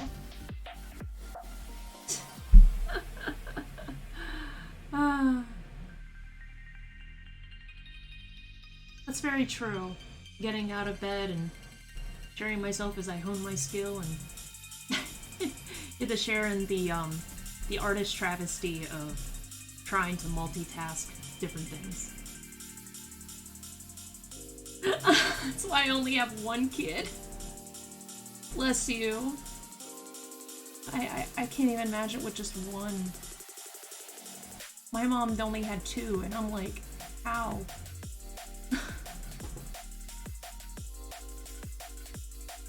It's all props to you. You're able to handle 4. Whew. I just... Man, I got mad respect for that. For anybody who can handle more than 1 or 2 children, that's just God tier in my eyes. Although I have debated on wondering about a second one, just so that I can keep my son company. Like, it's not a really good reason to have more than 1 child. So... Just dote on the one.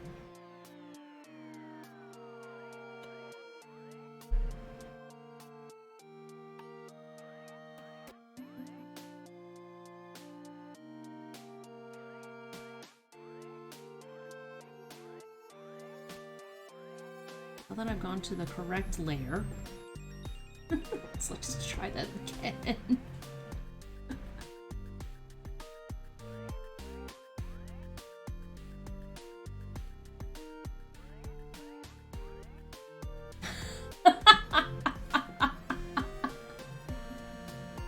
Who said I could handle them?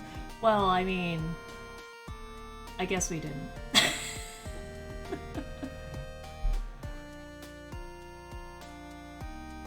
Yeah, I can see that.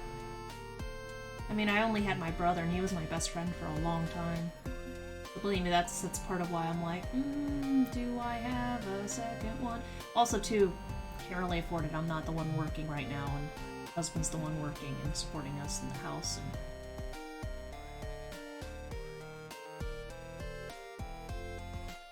does he be 5 years older now at this point? I think my husband, he's like the oldest of 4.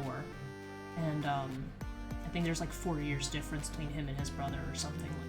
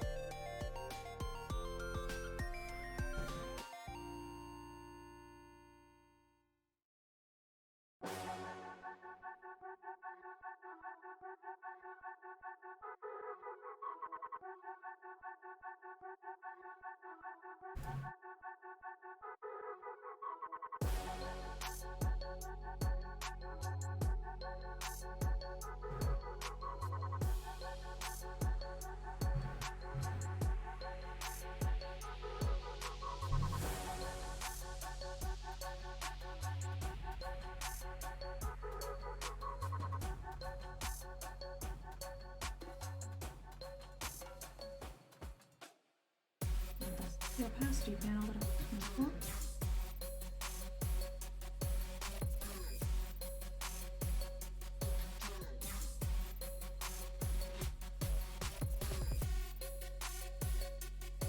Come on, open up the brain panel, buddy.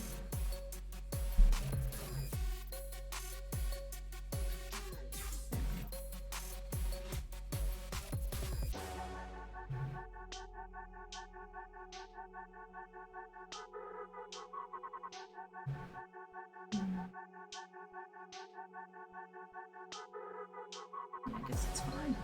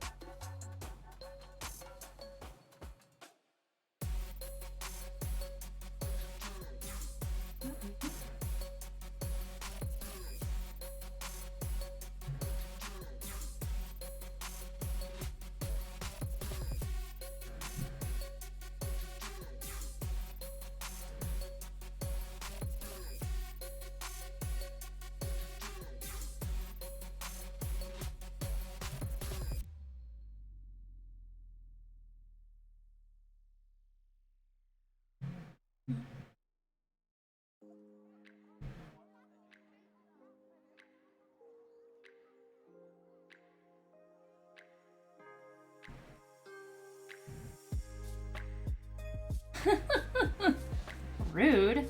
Rude spammers. I know, they call me all the freaking time. Like, well, I don't know what this number is. I think I spend more time Googling what the numbers are to see if they actually exist. Usually it's not.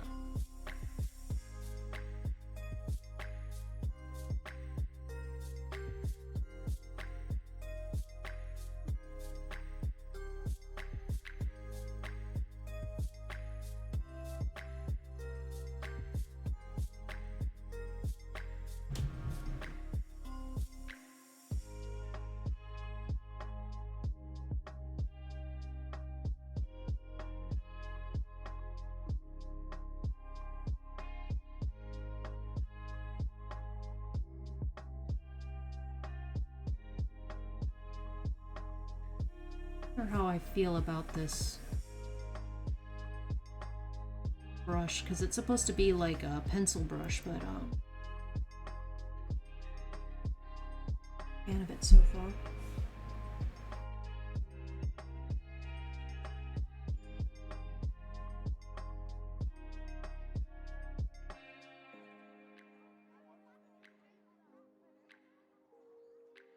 Maybe I should just work on this line later.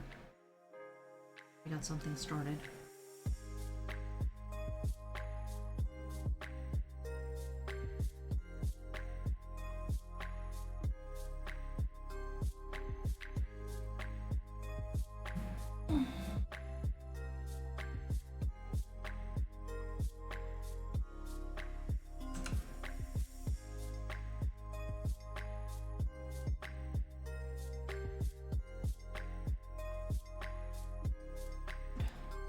$8 million buttons later.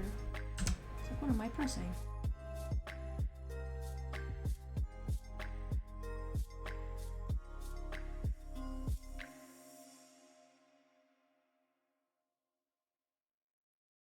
I think I am just gonna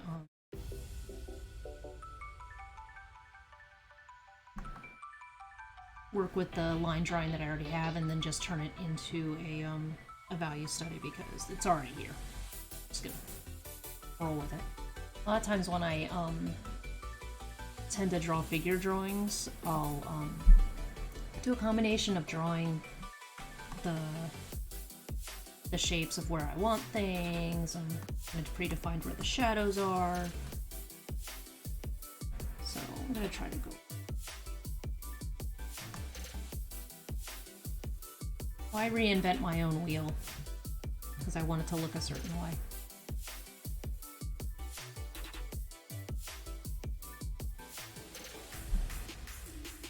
Plus, this is just going to be a reference point anyway that I'm going to paint over again.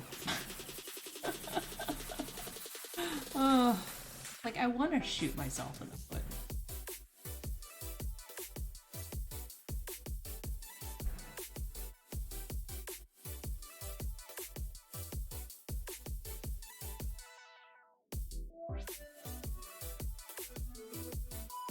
Soft. Okay, Roxy Essentials. Let's see how you...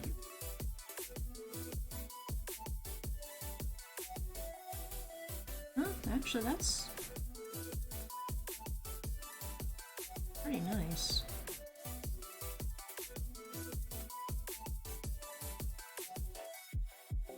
With opacity. That might be perfect. Okay. Do that.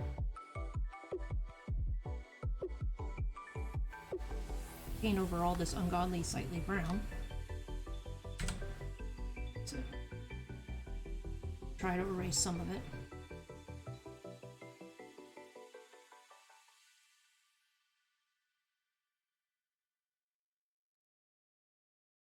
Look, it's just like in real life when you make a mistake and you're like, well, I gotta erase everything.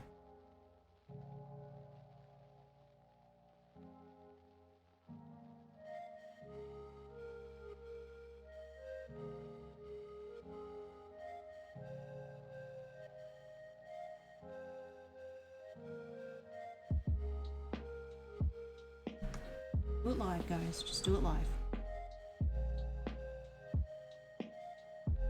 And always to save, save, save, save, save.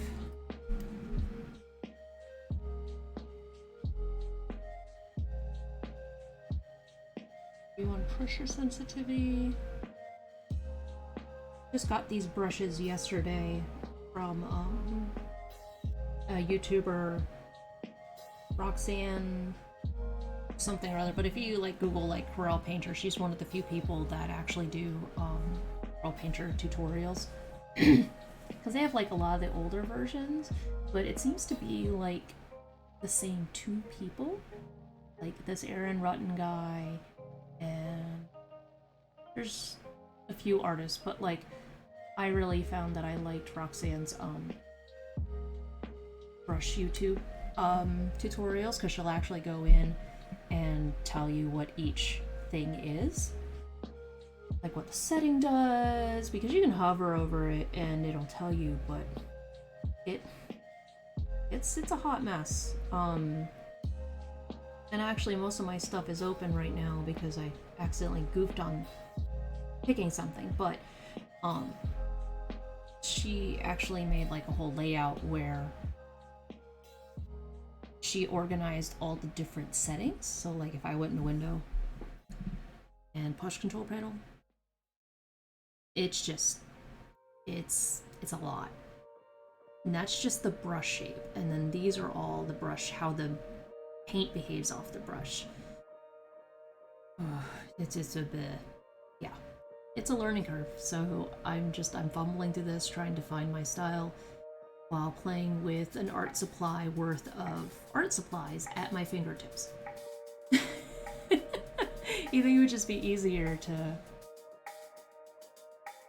pull up my canvas and be like, well, I have the paints, let's just roll.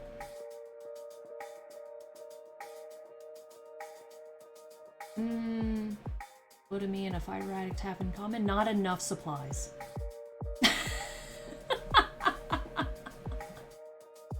Not enough supplies. Or just liking to work with my hands. I'd like to think that.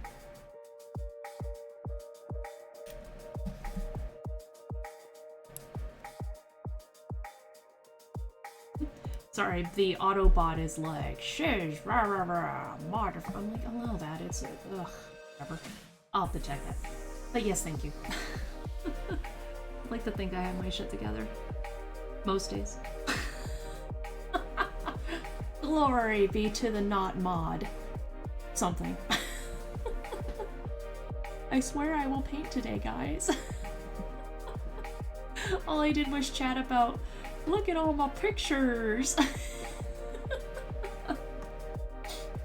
Oh, my cute kid. No, my son doesn't look like me. Yeah. And I think that kind of positivity is good. It's not toxic positivity, but it's positivity when you need it, you know? It's too much of a good thing. It can be bad if you're not allowing yourself to just experience the bad emotions too. Sorry, oh god. Hold on, brain. You'll figure out where you left off. It's the wheel's turn.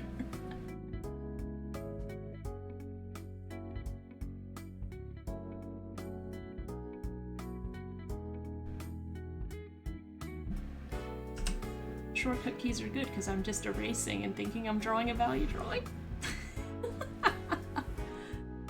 Lol, I know how to do shot web. There you go.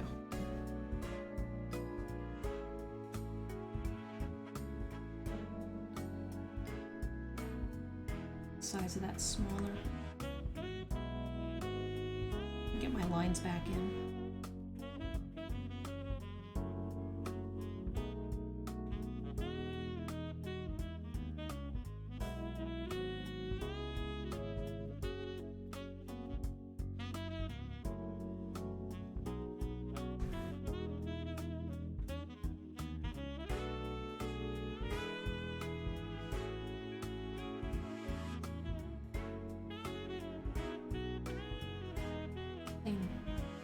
Let's crap up.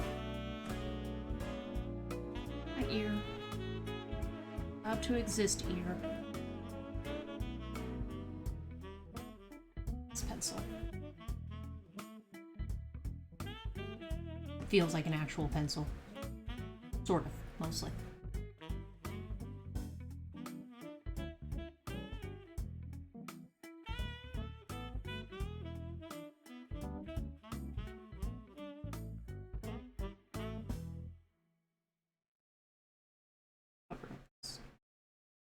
Gray.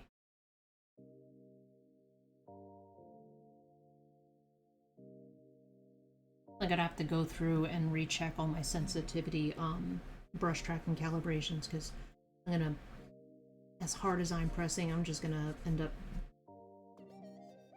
rubbing my nibs into the base of the pen.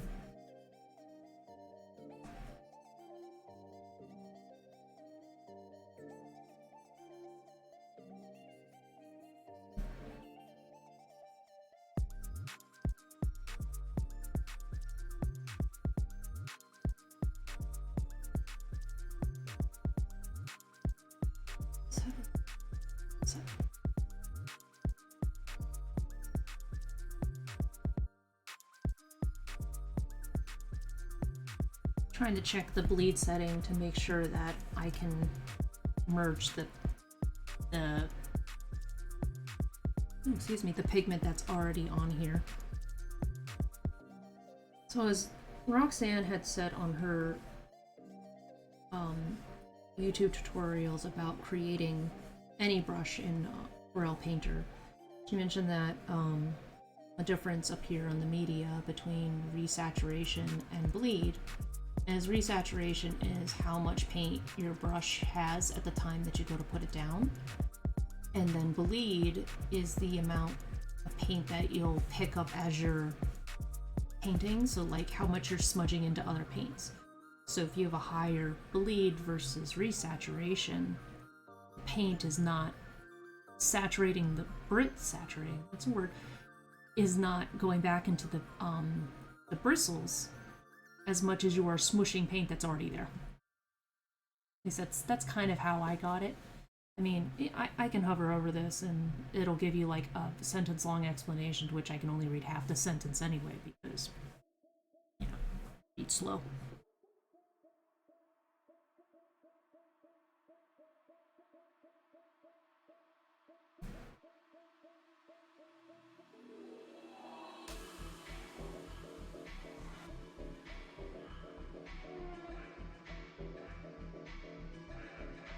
like this. It's actually helping me to smudge some of the stuff that's already here.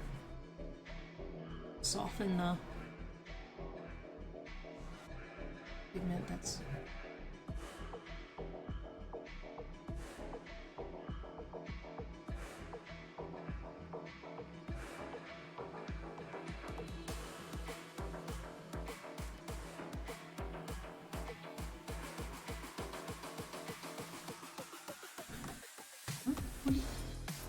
I pressed the wrong button.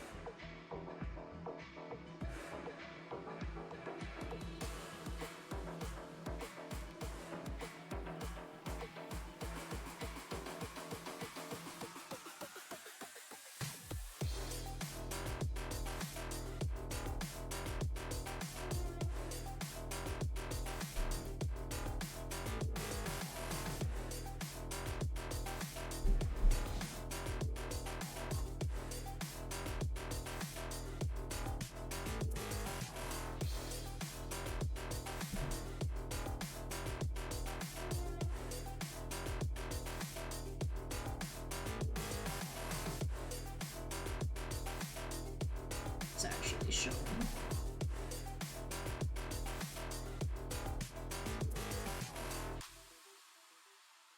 More of it. For value.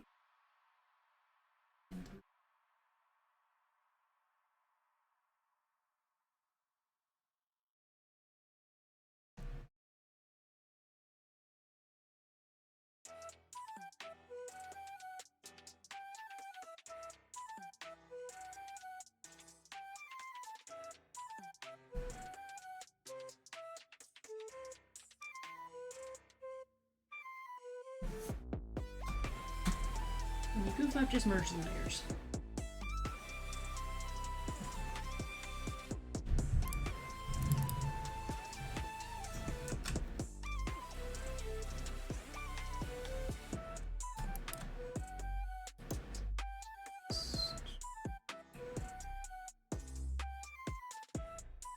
Oh, ha!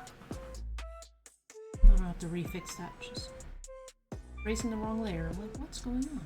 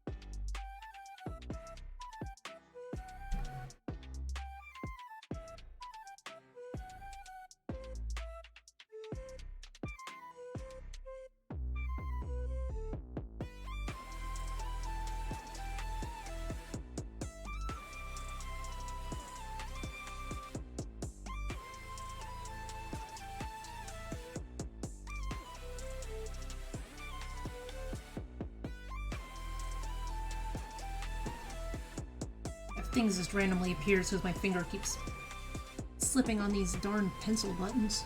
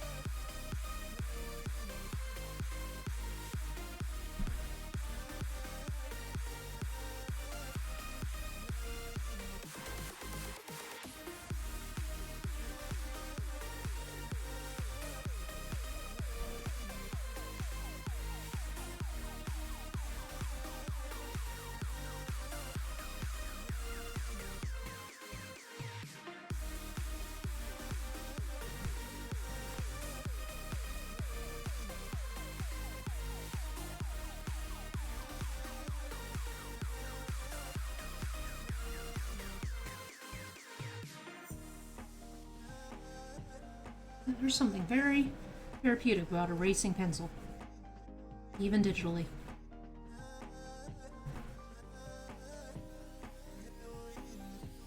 Well, I'm sure there's much easier ways to erase all this crap.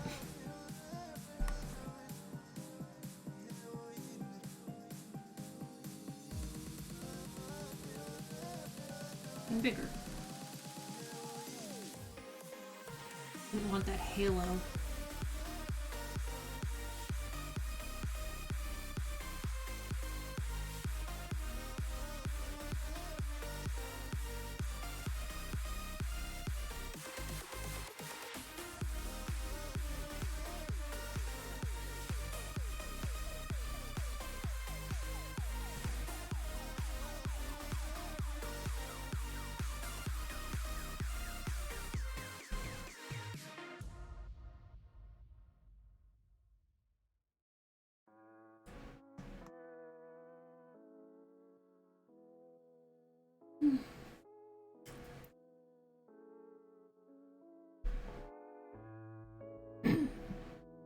Okay.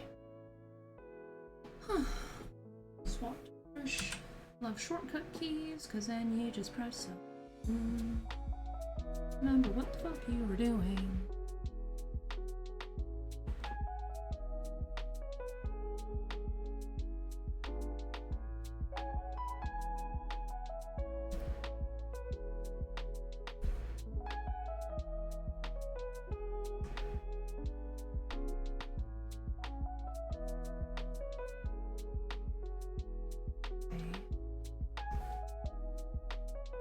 A little bit of a shoulder here.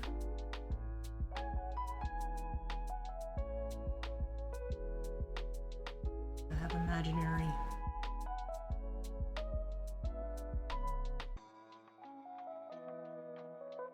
shoulders there.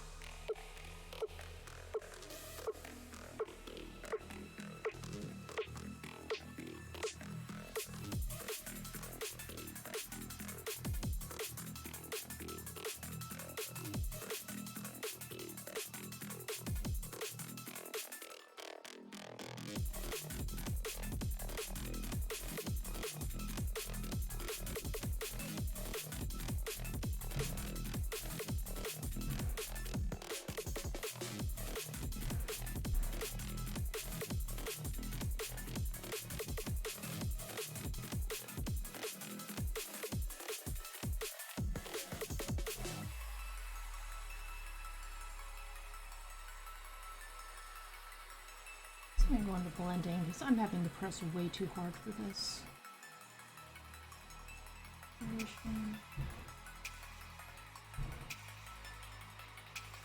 The pressure.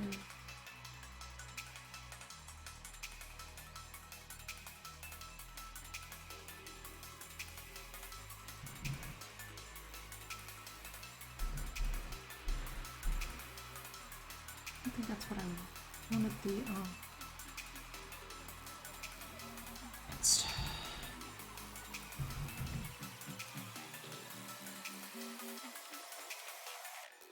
Gotta decide whether it wants to open it for me. And probably open it on my top monitor because it's special ed.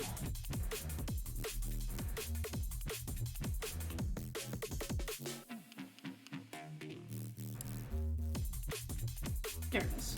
No, I was being special. Or I shouldn't say things like that because that's not very correct and polite. I was having a dirt moment. Brush calibration. Thank you. Silver striking. Okay, let's see if this works a little better.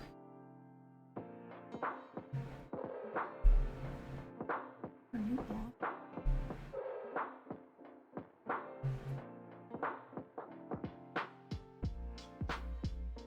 I'm still having to press pretty hard.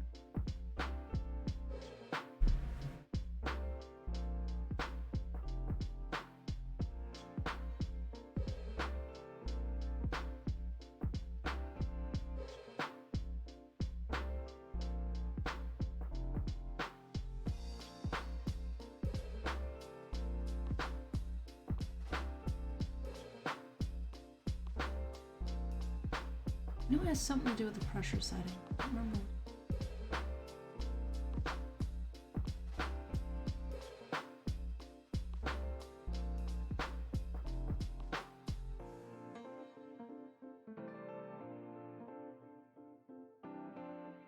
I'm pressing pretty hard to get that dark.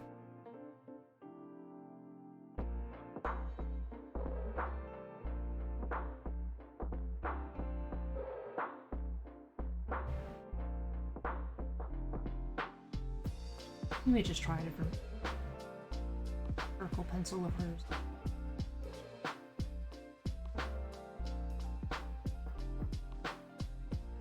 Set up. It's a lot better. I don't know how to register transparency right away, but each time you dab, it's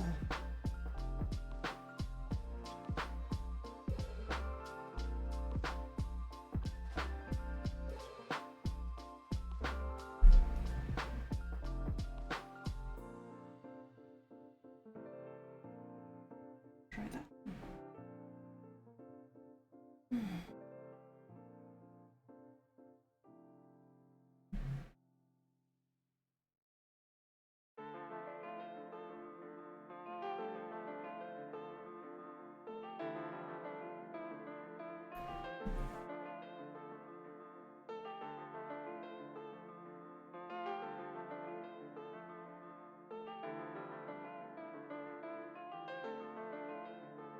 Green is it using? I don't recognize green.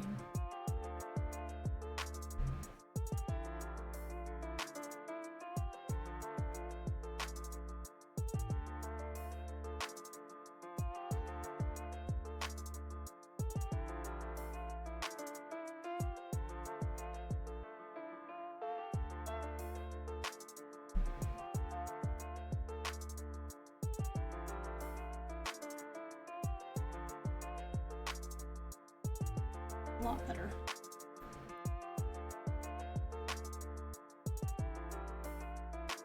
Yeah, it's a lot better. Get some color in without it.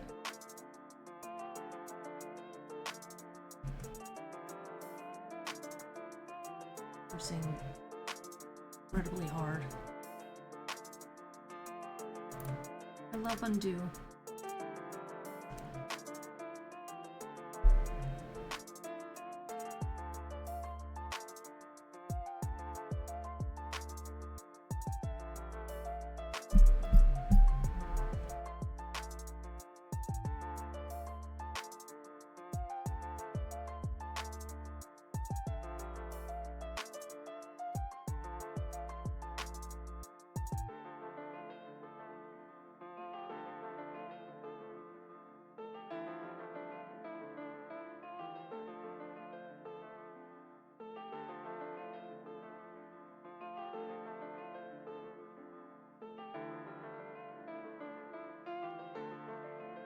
I think it's almost become a blender brush at this point.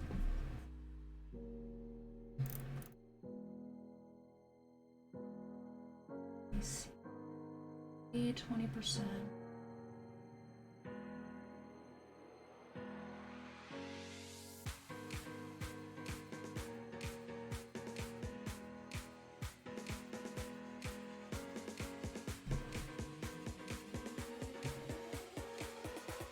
That sounds like a great idea.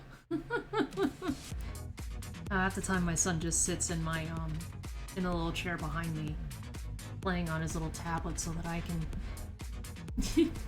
focus on this, but half the time I have to turn around and he'll be like, Mommy, what's this? Mommy, what's this? Just keeps yanking. I'm like, oh, I'm not doing any computer work today. But I did take a picture of one of his little drawings for his, VPK homework. It said to draw a picture of himself, and I was like, he drew a picture of himself and it looks like a person. And I thought I was gonna cry. So I have like a stack of paper somewhere in the studio of just like the drawings that I want to keep of his. It's kind of cluttering up my walls along with my drawings and art.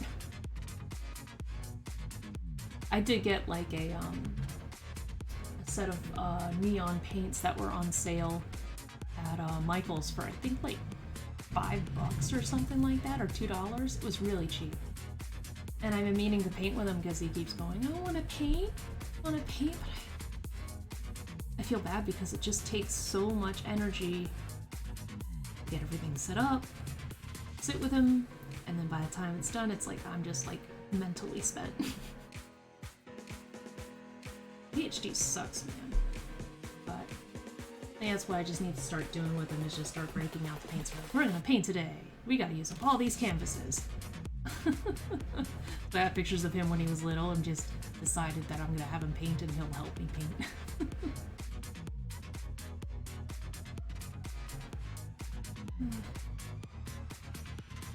I think I like that brush a little better. I just wish it had a little bit more.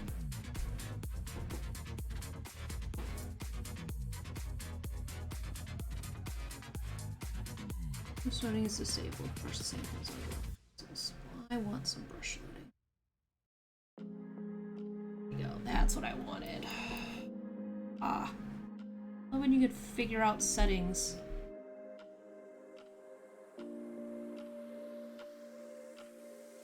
And then just go ham.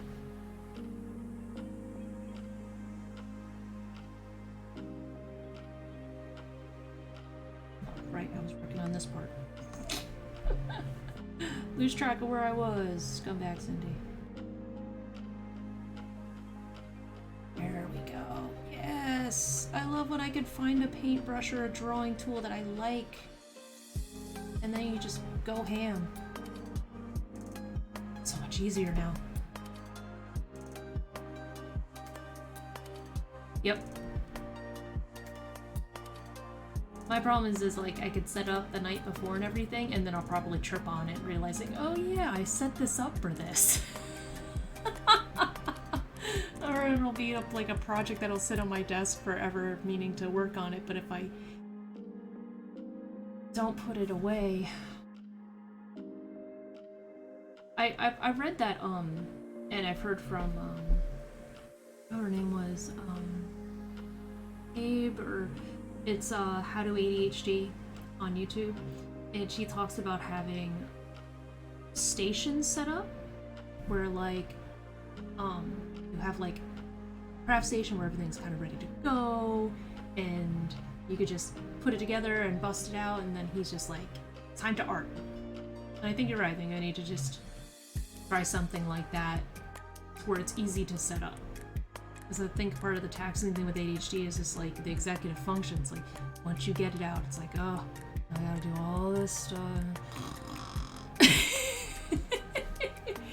But I do have like table easels and stuff. I could easily just put some paints in there. And I know she is the best. I love her. Even if she's like, I think the condign type and I'm like the inattentive type. Oh my god. Just the feels in every video. I'm just like, I love her. I just want to reach through the screen and give her a hug.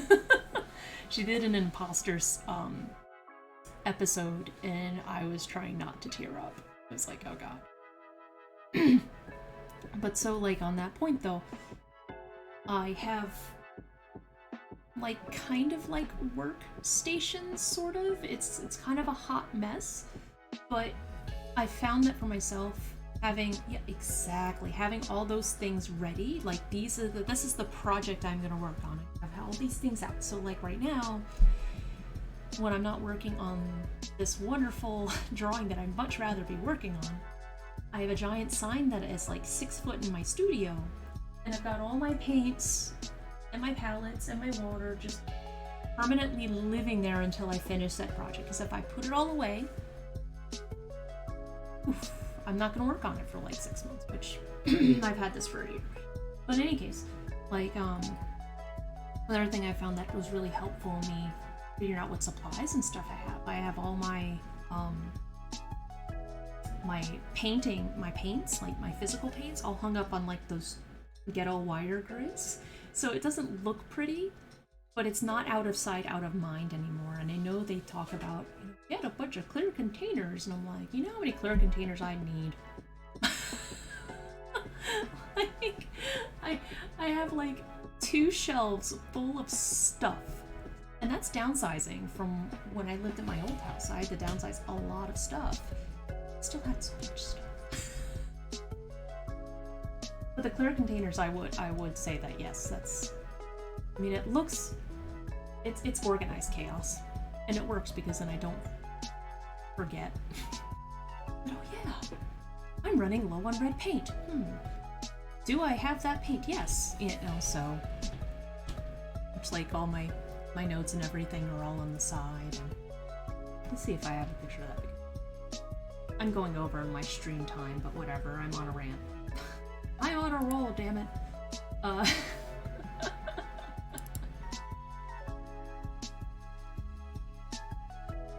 Don't remember if I actually have a picture. I'm not on MySpace. Nobody does MySpace anymore. MySpace, who does that?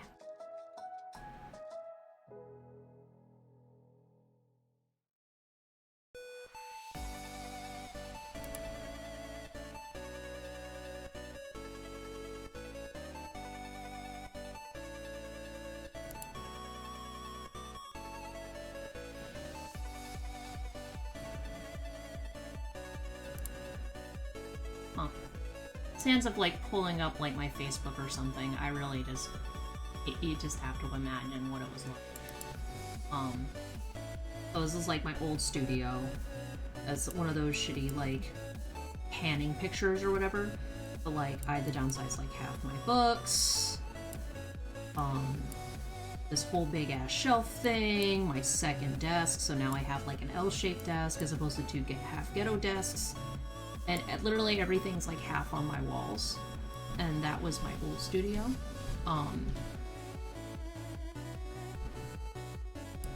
Wish I could find the picture I have.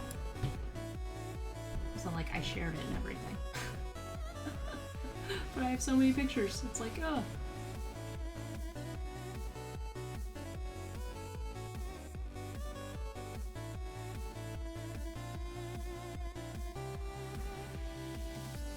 Pull it up without being stream, so haha.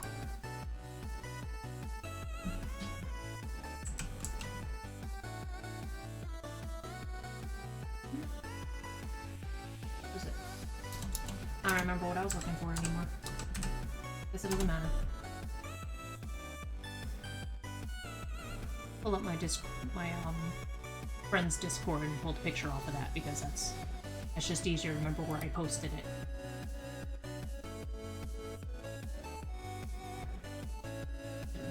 Might have been.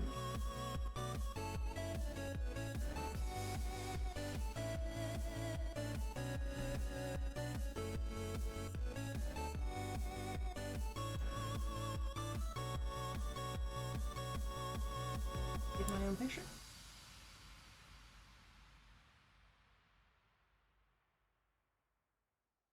Aha. So without like going into like the whole thing, here it's like a hot mess. Because everything's a hot mess, because hot mess are fun. Oh god, exchange Oh my god, that would be amazing. Like an exchange thing for that, because like half the time I just go to like the Dollar Tree and I'm like plastic bins, because the plastic bins at like Michael's just so overpriced, and even Walmart's even better. But like in here I have all my paints out so that I can see what I have. And then like this giant ass bookshelf, all my media supplies, some pictures, my stream, whatever, my ratty ass chair. But like down here it's like a separate workstation of this is what I'm working on right now, and this is what I'd rather be working on, and then here are all my notes of the things that I should be doing, but I'm gonna ignore it.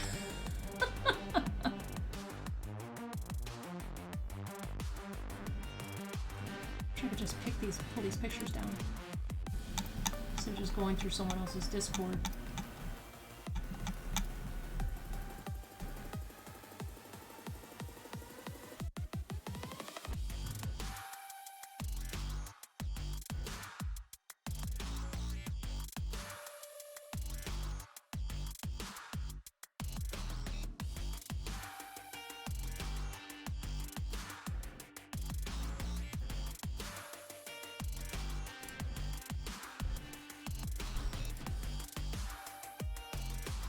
And like another one, like it's all over the place, but like plastic bin drawers and everything is just like stacked up so that I can get to things because of my 8 million hobbies. And actually behind all this stuff is probably even more bins. So like I have bin for when I was bookbinding, and then there's a bookbinding toolbox, and then a toolbox for like embossing / etching, and then there's some paper making supplies, and there's like a whole bunch, like giant big bins of like glass, because I did glass etching for a few years. So I've got all the glass etching materials, printmaking, this, yeah, you know, it's like when you're nerd version, it's like, let me just have 8 million hobbies and know where to put it.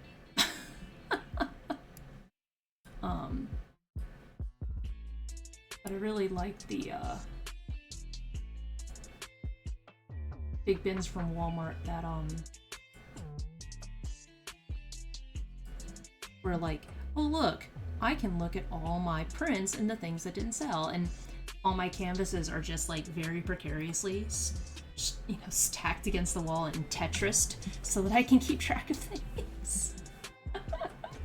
It's like, how do I what was it Dad used to say, like, because, you know, I'm a military brat, so, like, he always taught me how to, you know, fit 10 pounds into a 5-pound bag, or whatever that saying was. So it's like, how can I just stack and stack and stack and hoard canvases? You know? I know I gotta not be afraid to throw things away. Oh, but I think one of the best things that I found that I had was a Christmas gift was one of these over-the-door shelves. And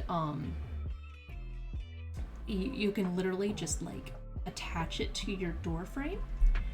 And although it rattles a little bit, oh my god, it's just making up use of the wall space of like I could just put everything on the wall, so I get a little overwhelmed. At least I can see that I have it. So like commonly done supplies, like I have like oil pastels and stuff that I passed on to my kid, you know, drawing materials, old scanner.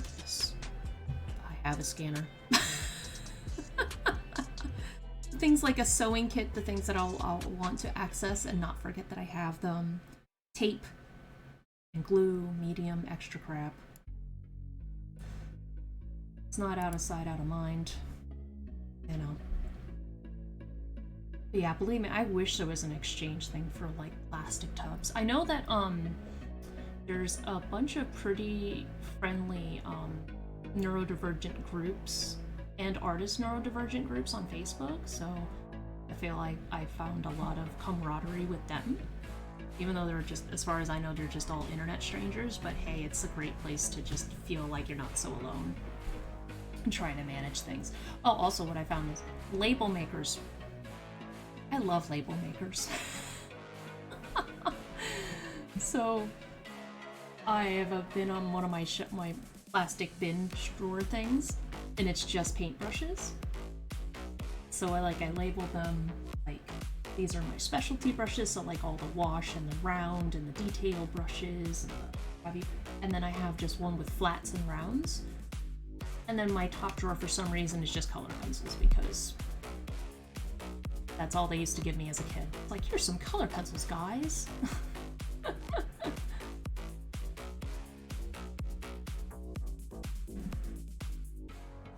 Now that I found a brush that I liked, let me save it somewhere, somehow. Under favorites, worn pastel chalking pencil. This is why I end up with 8 million brushes. I don't know what I'm doing with, but hey, I like that guy. I'm gonna use him.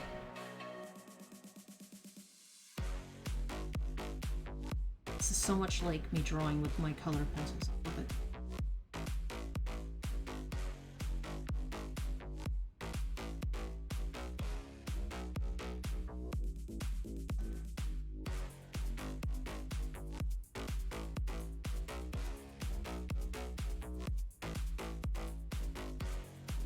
Light direction is coming from over there.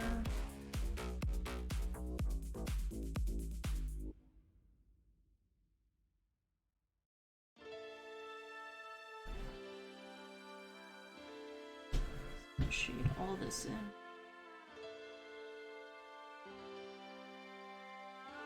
Get some of my lights in here, so let's get something in.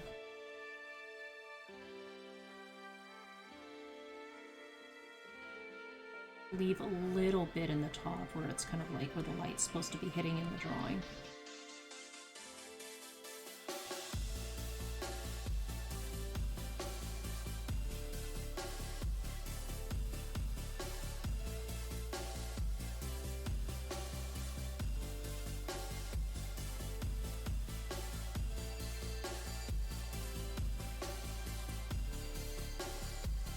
Some overlap, so when the light hits, it actually goes onto the face a little bit of shadow.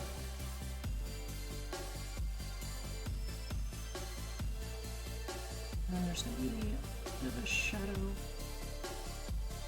Oh, I'm looking up, so I guess the shadow would go up.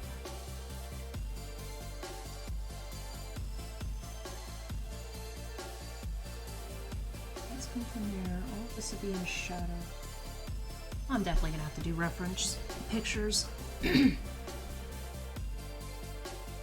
Well, I guess I know what I'm doing this afternoon. Other than maybe making a trip to Michael's and burning the rest of my birthday money. Spent it all on manga.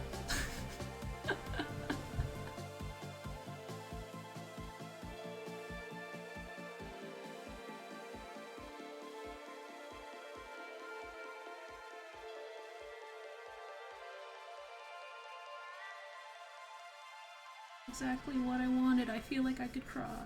Exactly what I wanted. Yay!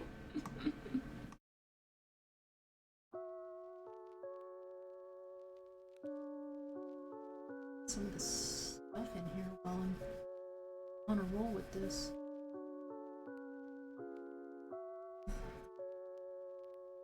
At least block out the big shadow.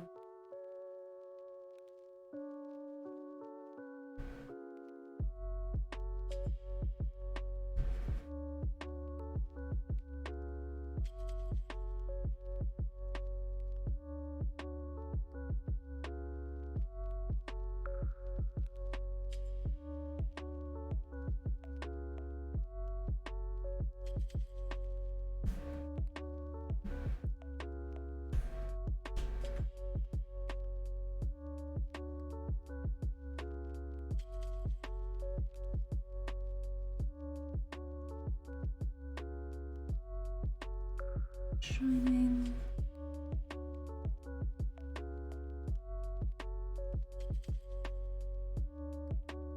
Shadow. Shadow. Just talking to myself about things being in shadow.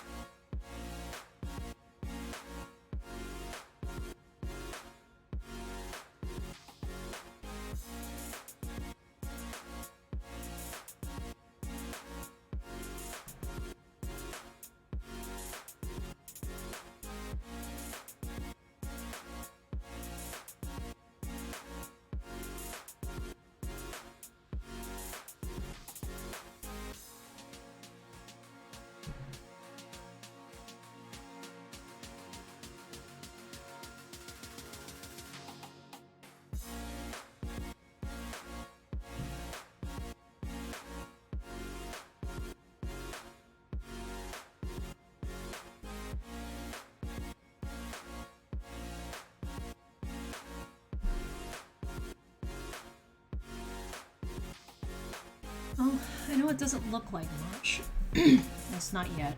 Considering all I spent, I'm just trying to play around and explaining how I'm doing this process, but hey, it is what it is.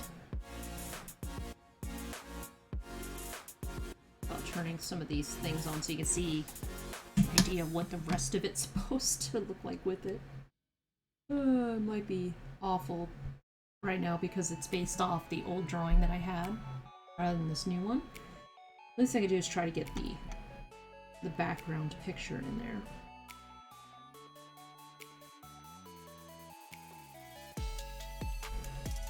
Where did you go?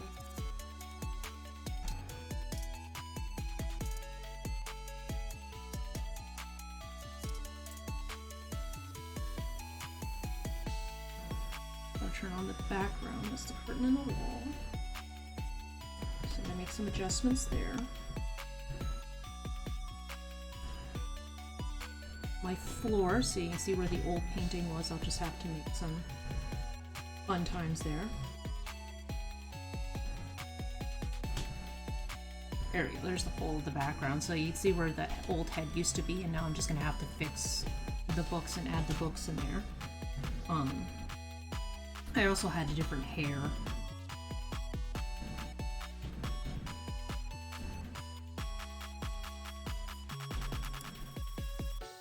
The clothing was also very different. Well, not very, but I mean, I'm gonna have to start moving all this stuff up here to kind of match the wrinkles because I had all that beautiful stuff.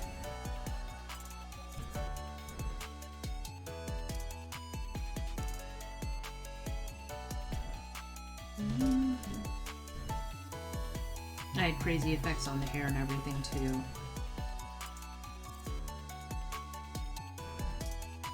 I already the base color and everything, and I don't know if I really like the direction it was going. I'm actually preferring this a lot more. Turn on the chicken. So you can see this little chicken that I'm working on. Hee Not even all the pieces of it. Where'd the rest of it go? Come on now. Oh, I must have turned it all off.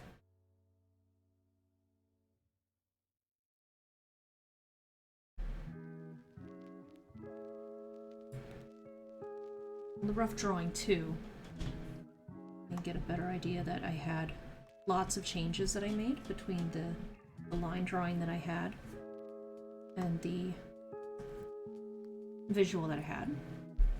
Yeah, it's kind of cool to see all this old layers on top. But so change the position of the head because her head used to be facing down.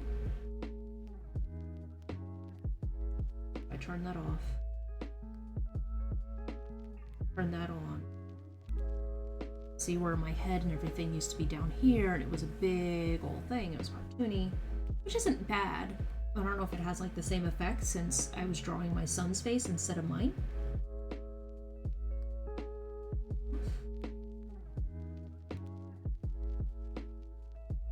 I am much happier with this. My husband was right. He usually is.